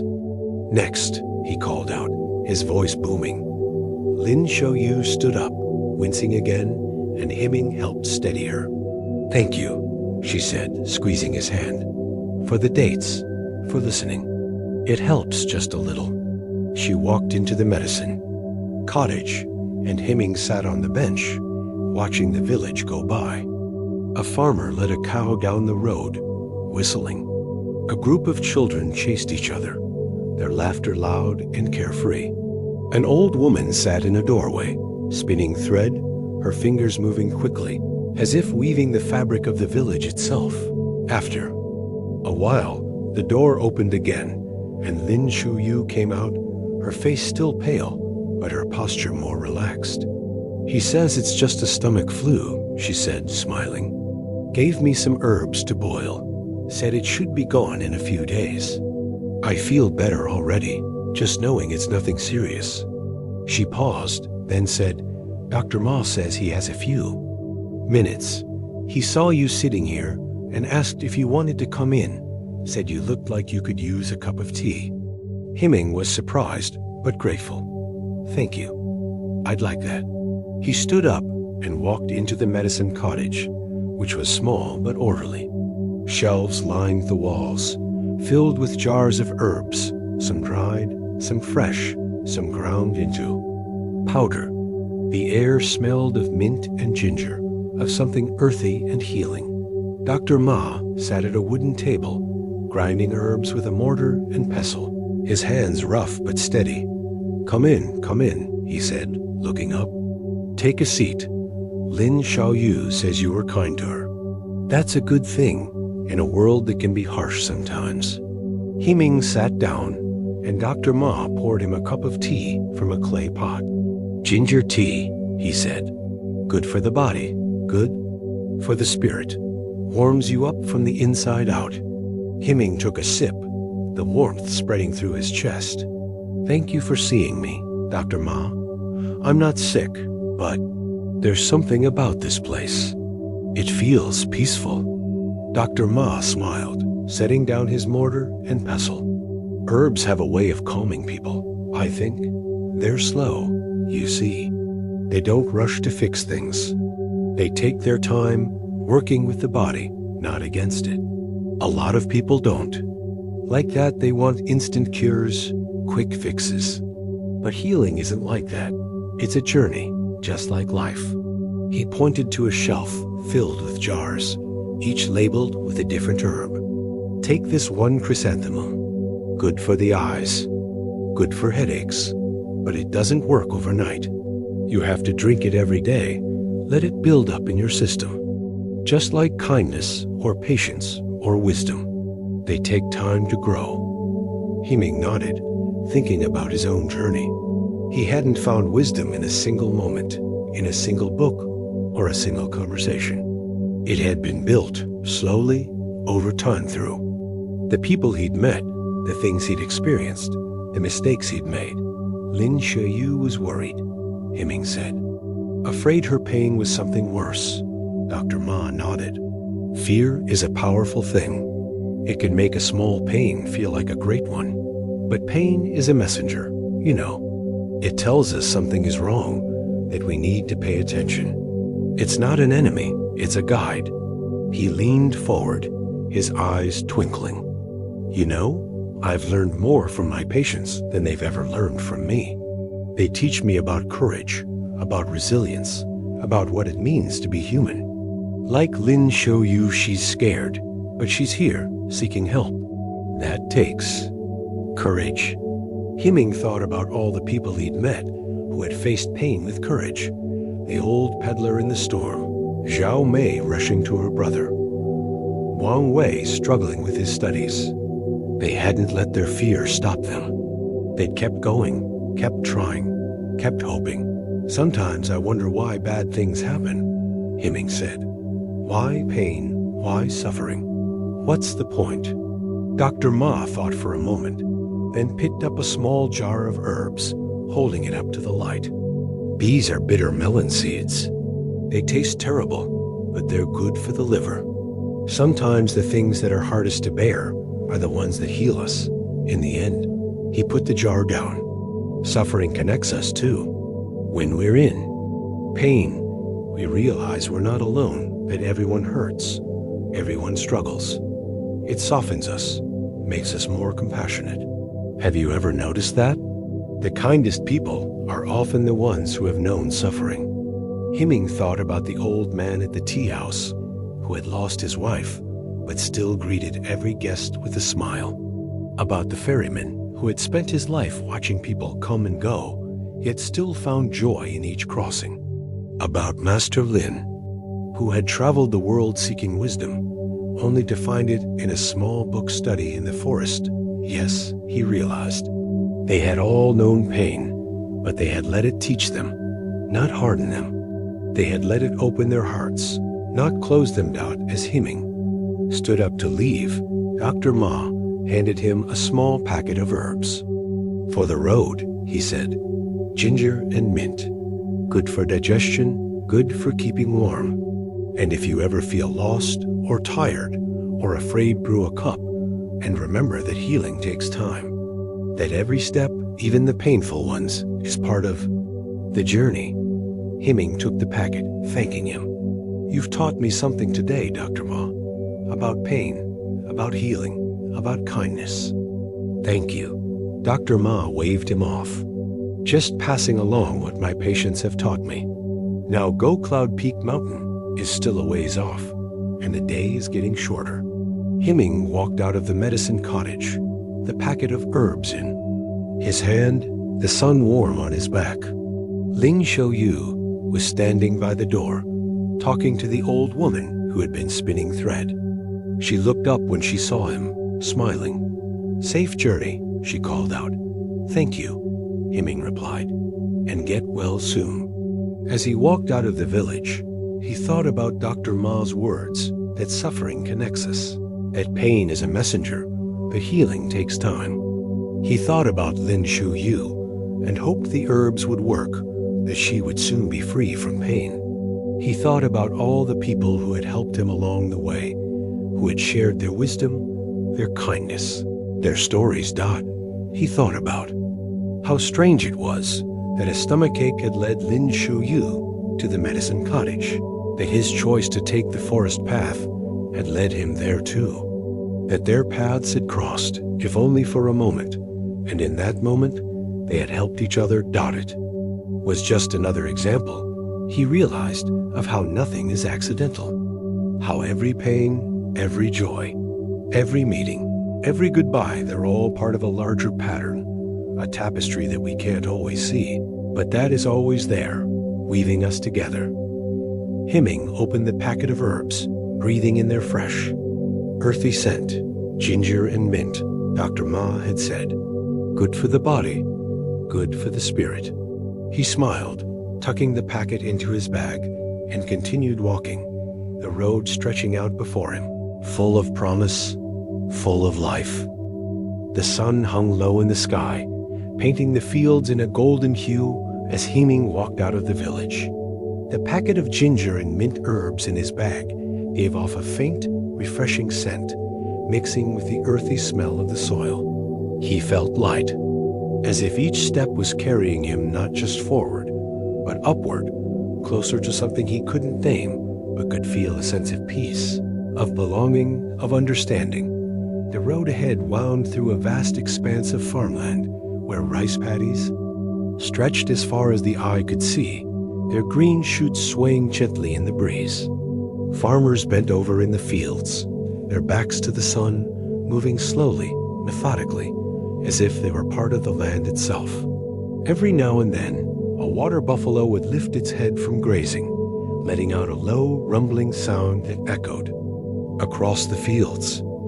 Hemming walked for hours, the rhythm of his steps matching the gentle sway of the rice.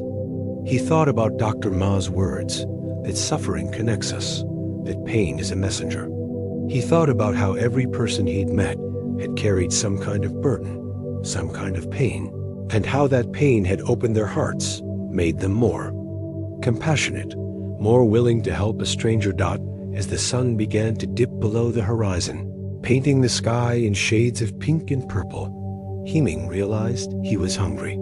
He spotted a small farmhouse in the distance, smoke curling from its chimney, and decided to ask if he could buy some food. But as he walked toward it, he realized he'd wandered off the path and now stood at the edge of a maze of narrow ridge between fields, raised paths that crisscrossed the rice paddies. He frowned, looking around. All the ridge between fields looked the same, narrow, muddy, bordered by water and green rice shoots. He had no idea which way to go. The farmhouse was still visible, but from where he stood, it might as well have been on the other side of the world. Lost? A voice called out. Hemming turned to see a man standing in the rice paddy beside him, up to his knees in water, a bundle of rice seedlings in his hand. He was middle-aged, with a weathered face and strong, calloused hands, his clothes soaked through from working in the water. A wide-brimmed straw hat sat on his head, shading his eyes from the sun. "I am," Hemming admitted, smiling sheepishly. "I was trying to get to that farmhouse, but I seem to have lost my way." The man laughed, a deep, warm sound that echoed across the water. "Easy to do. These ridges between fields all look alike, especially at this time of day. One wrong turn, and you can end up going in circles for hours." He pointed to a narrow path that branched off from the one Hemming was standing on. "Take that one. It'll lead you straight to old Lee's house. He's a good man. He'll give you something to eat, I'm sure." Hemming thanked him, then hesitated. "If you don't mind my asking, what's your name? And how long have you been working here?" The man wiped the sweat from his brow with the back of his hand. "Name's Zhang. Been farming these fields since I was a boy. My father farmed them before me, and his father before him. This land's been in our family for generations." He looked out at the rice paddies, his eyes softening. "It's hard work, but it's honest work. You plant the seeds, you tend to the plants, you wait for the rain and the sun, and then you harvest. There's a rhythm to it, you know? A kind of wisdom." Hemming nodded. "It sounds like a good life." "Peaceful," Zhang smiled. "Peaceful, yes, but not easy. The weather can be cruel. Too much rain, too little sun, and the crop fails. Pests come, and you have to fight them. But that's life, isn't it? You take the good with the bad, and you keep going. You learn to adapt, to listen to the land, to trust that things will work out, even when they look bleak." He bent down, planting a rice seedling in the mud, pressing it firmly into place. "See this seedling? It's small now, fragile, but with time, with care, it'll grow tall and strong. It'll produce grain, which will feed people. It's amazing. Really something so small, becoming something so important. Just like people, I think. We start out small, fragile, but with time, with care, we grow. We become part of something bigger than ourselves." Hemming thought about that as he watched Zhang plant another seedling. It was true. Every person, everything has a purpose, a role to play in the great tapestry of life. The rice seedling feeds people. The farmer tends to the seedling. The people who eat the rice go on to do their own work, to help others, to make the world a little better. I've been traveling for a long time, Himing said, meeting people, hearing their stories. And I've noticed something. Everyone has something to teach if you're willing to listen. Farmers, doctors, scholars, monks. We all have wisdom to share if we open our hearts to it. Zhang stood up, stretching his back, which had been bent for hours. That's right. Wisdom isn't just in books or in temples. It's in the land, in the water, in the work we do, in the people we meet. You just have to be willing to see it, to listen. He pointed to the setting sun, which was now a deep orange ball sinking below the horizon. You should get going. It'll be dark soon, and these can be dangerous at night, slippery, easy to fall. Himing nodded, thanking him again.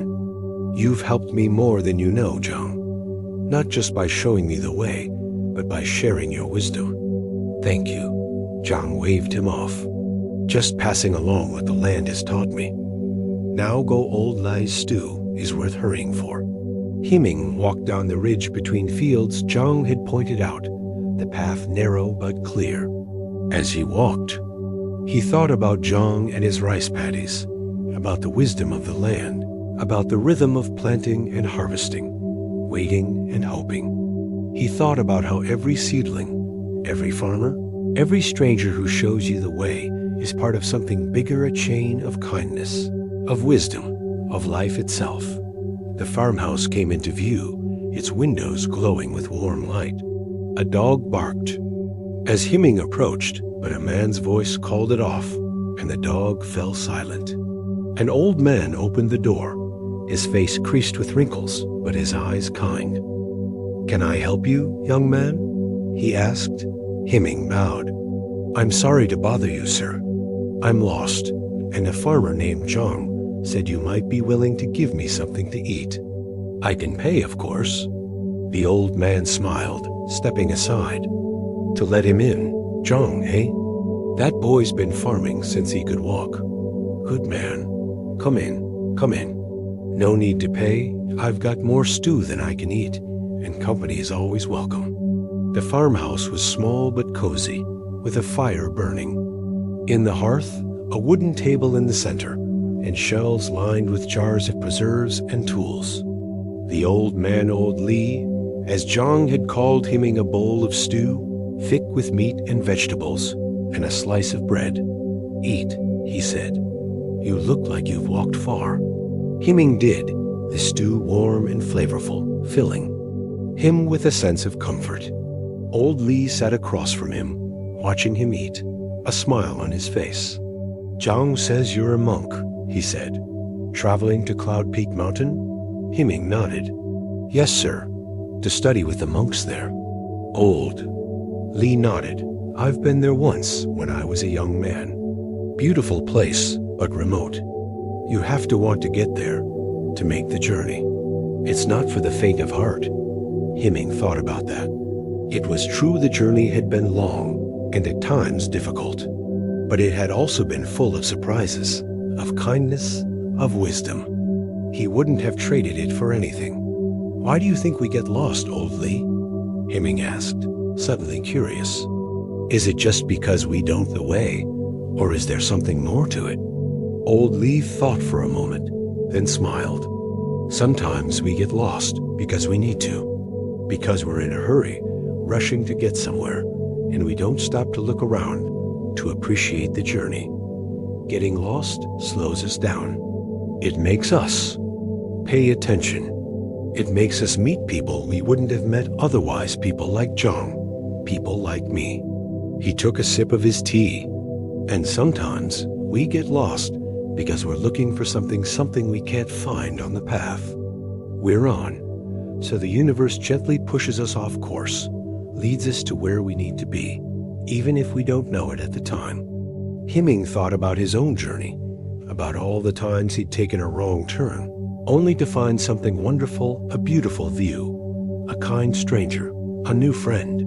He thought about how getting lost had led him to the old man at the tea house, to the ferryman, to Dr. Ma, to Zhang. How each wrong turn had been a right turn. In the end, "You're right," he said. "I've never thought of it that way, but it's true. Getting lost has been one of the best things that's happened to me on this journey." Old Li laughed. "That's the spirit. Embrace the detours, young monk. They're where the magic happens."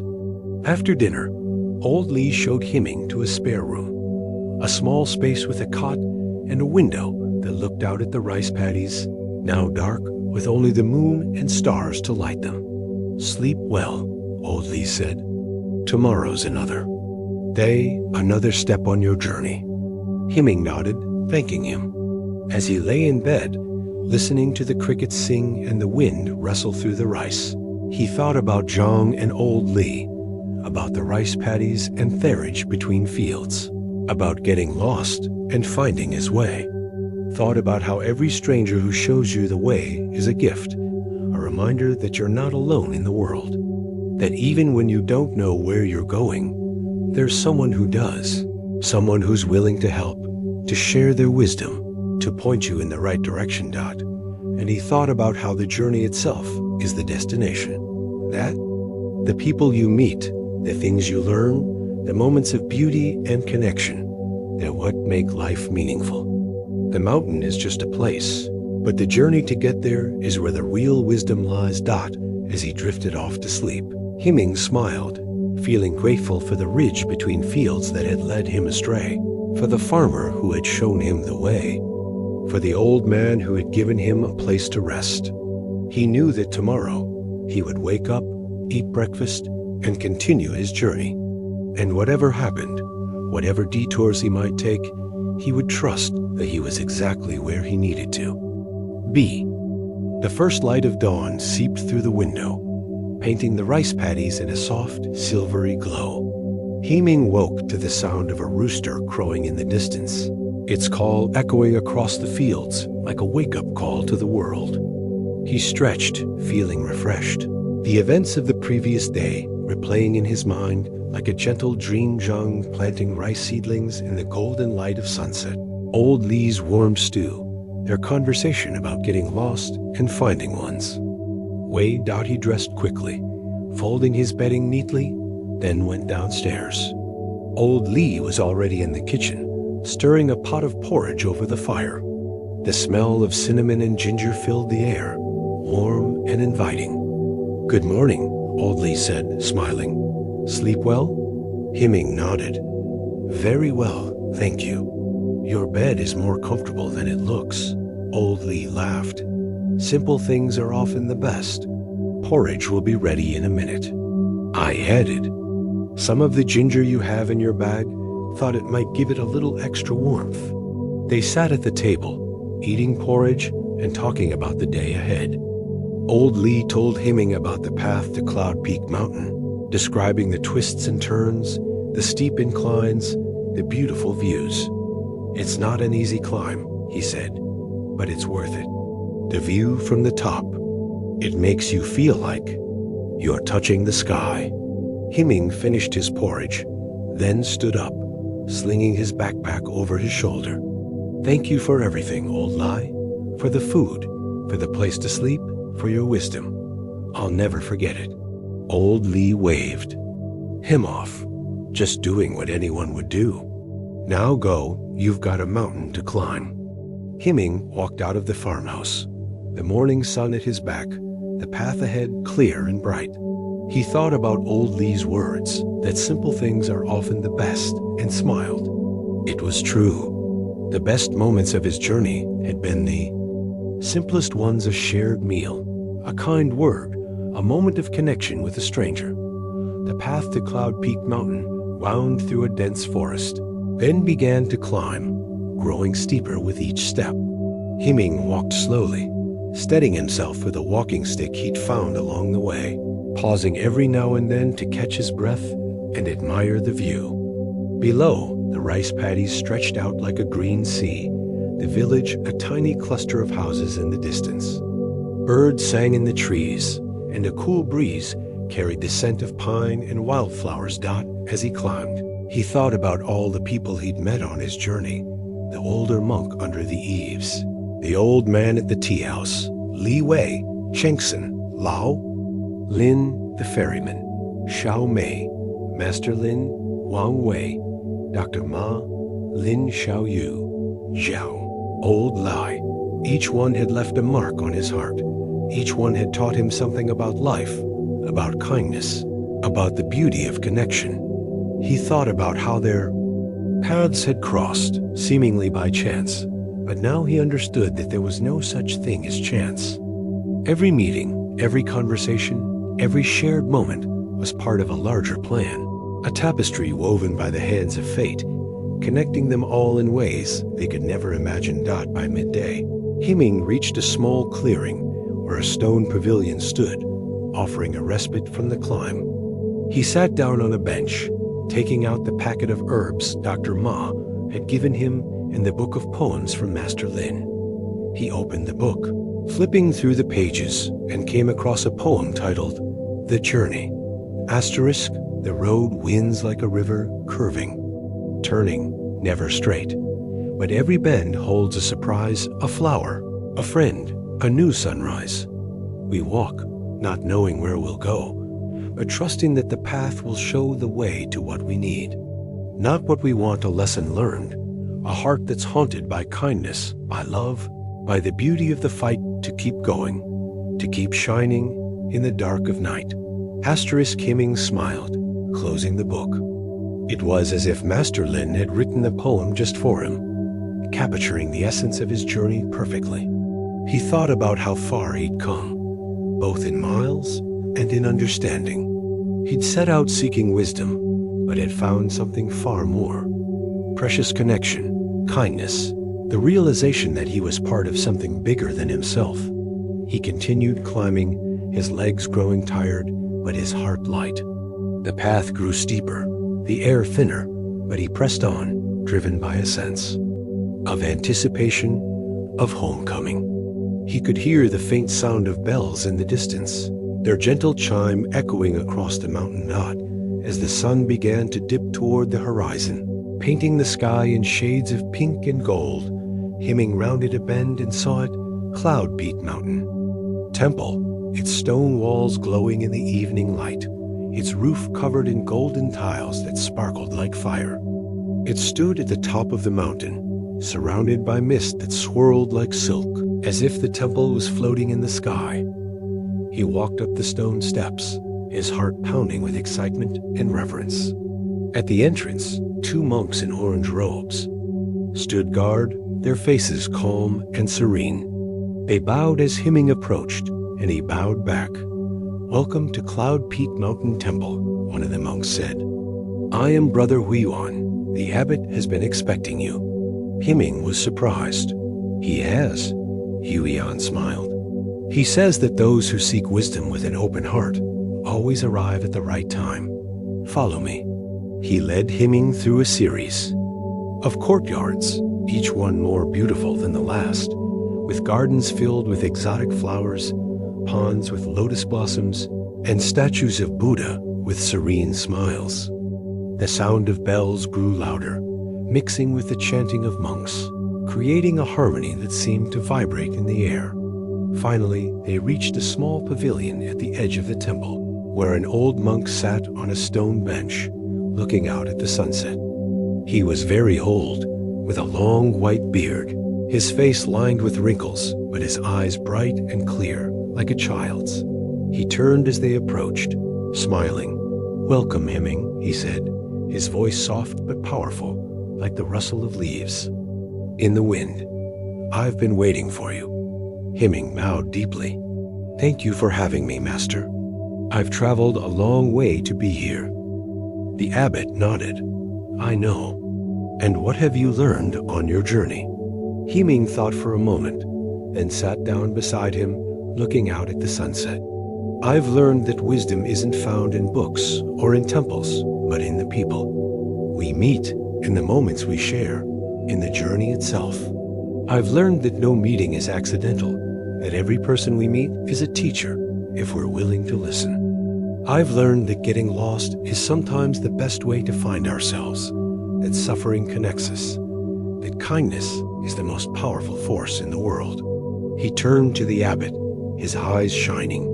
I've learned that the journey is the destination, that the mountain is just a place, but the people we meet along the way, the things we learn, the love we share, those are the things that matter.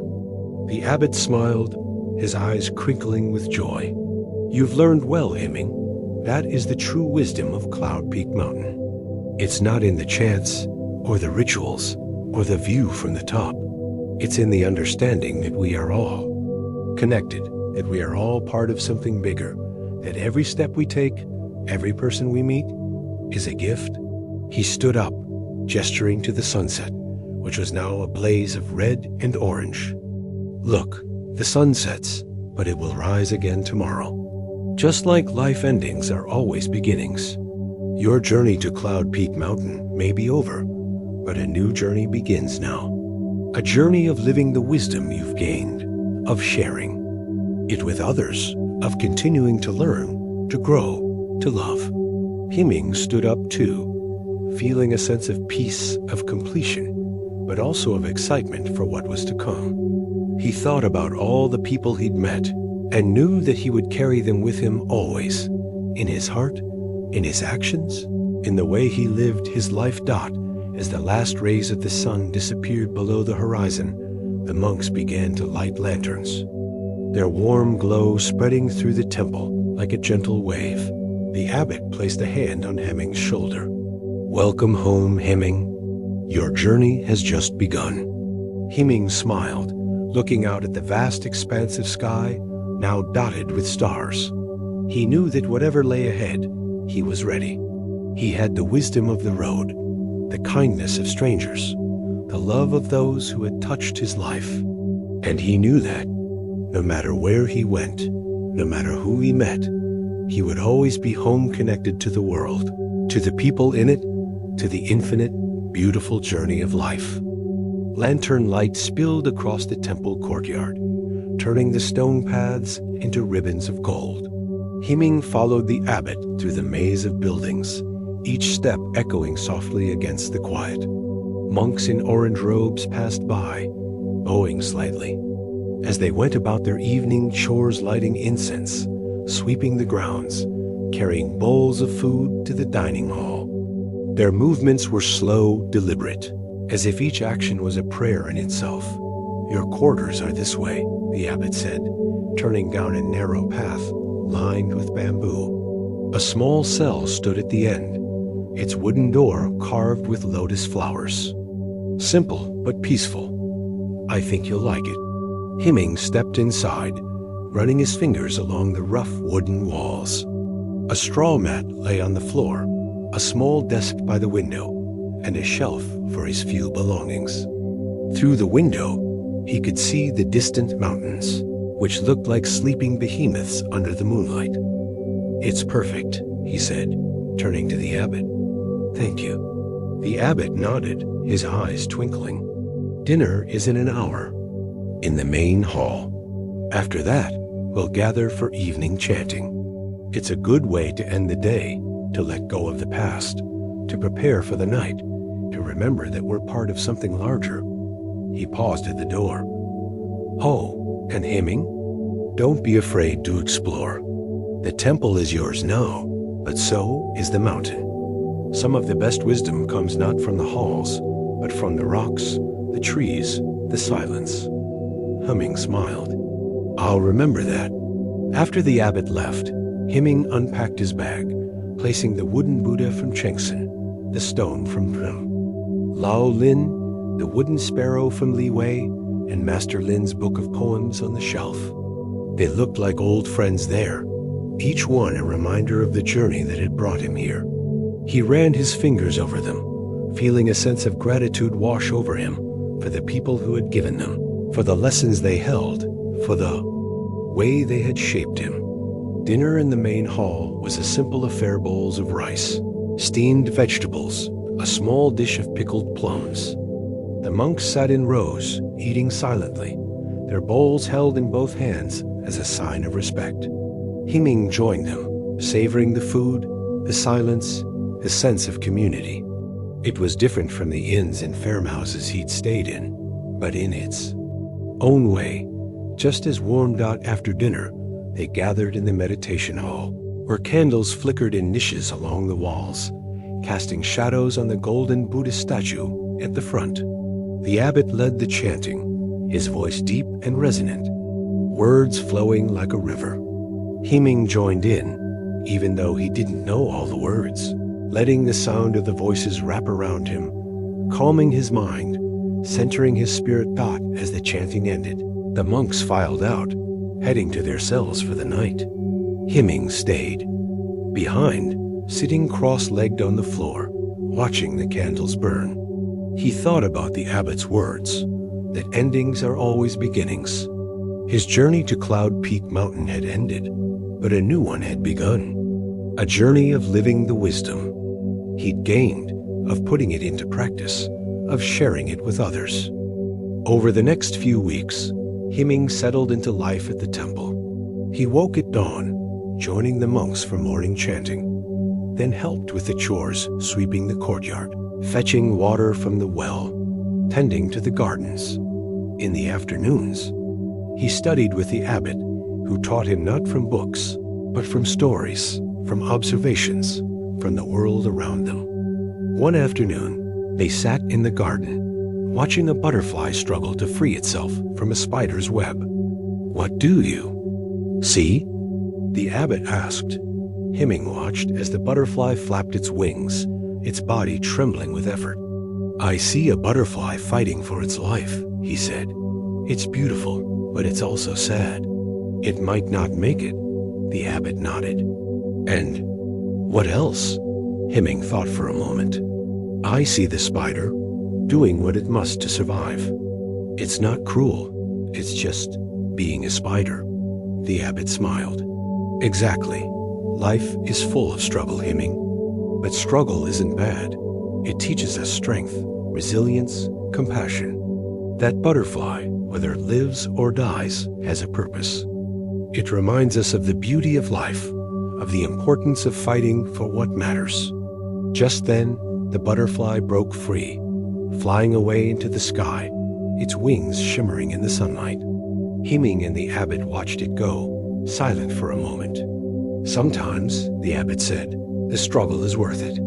Himing thought about all the people he'd met who had struggled. The farmer Zhang, working the fields day in and day out. Dr. Ma, tending to the sick even when there was no cure. Wang Wei, studying for the exam despite his doubts. They had all fought, and in fighting, they had found meaning, purpose, joy. As the days turned into months, Himing began to welcome visitors to the temple, pilgrims seeking wisdom, travelers seeking shelter, villagers seeking comfort. He listened to their stories, shared his own, and found that the lessons he'd learned on the road were just as valuable here, in the quiet of the temple, as they had been out in the world. One day, a young woman arrived at the temple, her face tear-streaked, her eyes red with grief. "My husband died," she said, when Himing asked how he could help. "We were married for only a year. I don't know how to go on." Himing sat with her under the bamboo grove, listening as she talked.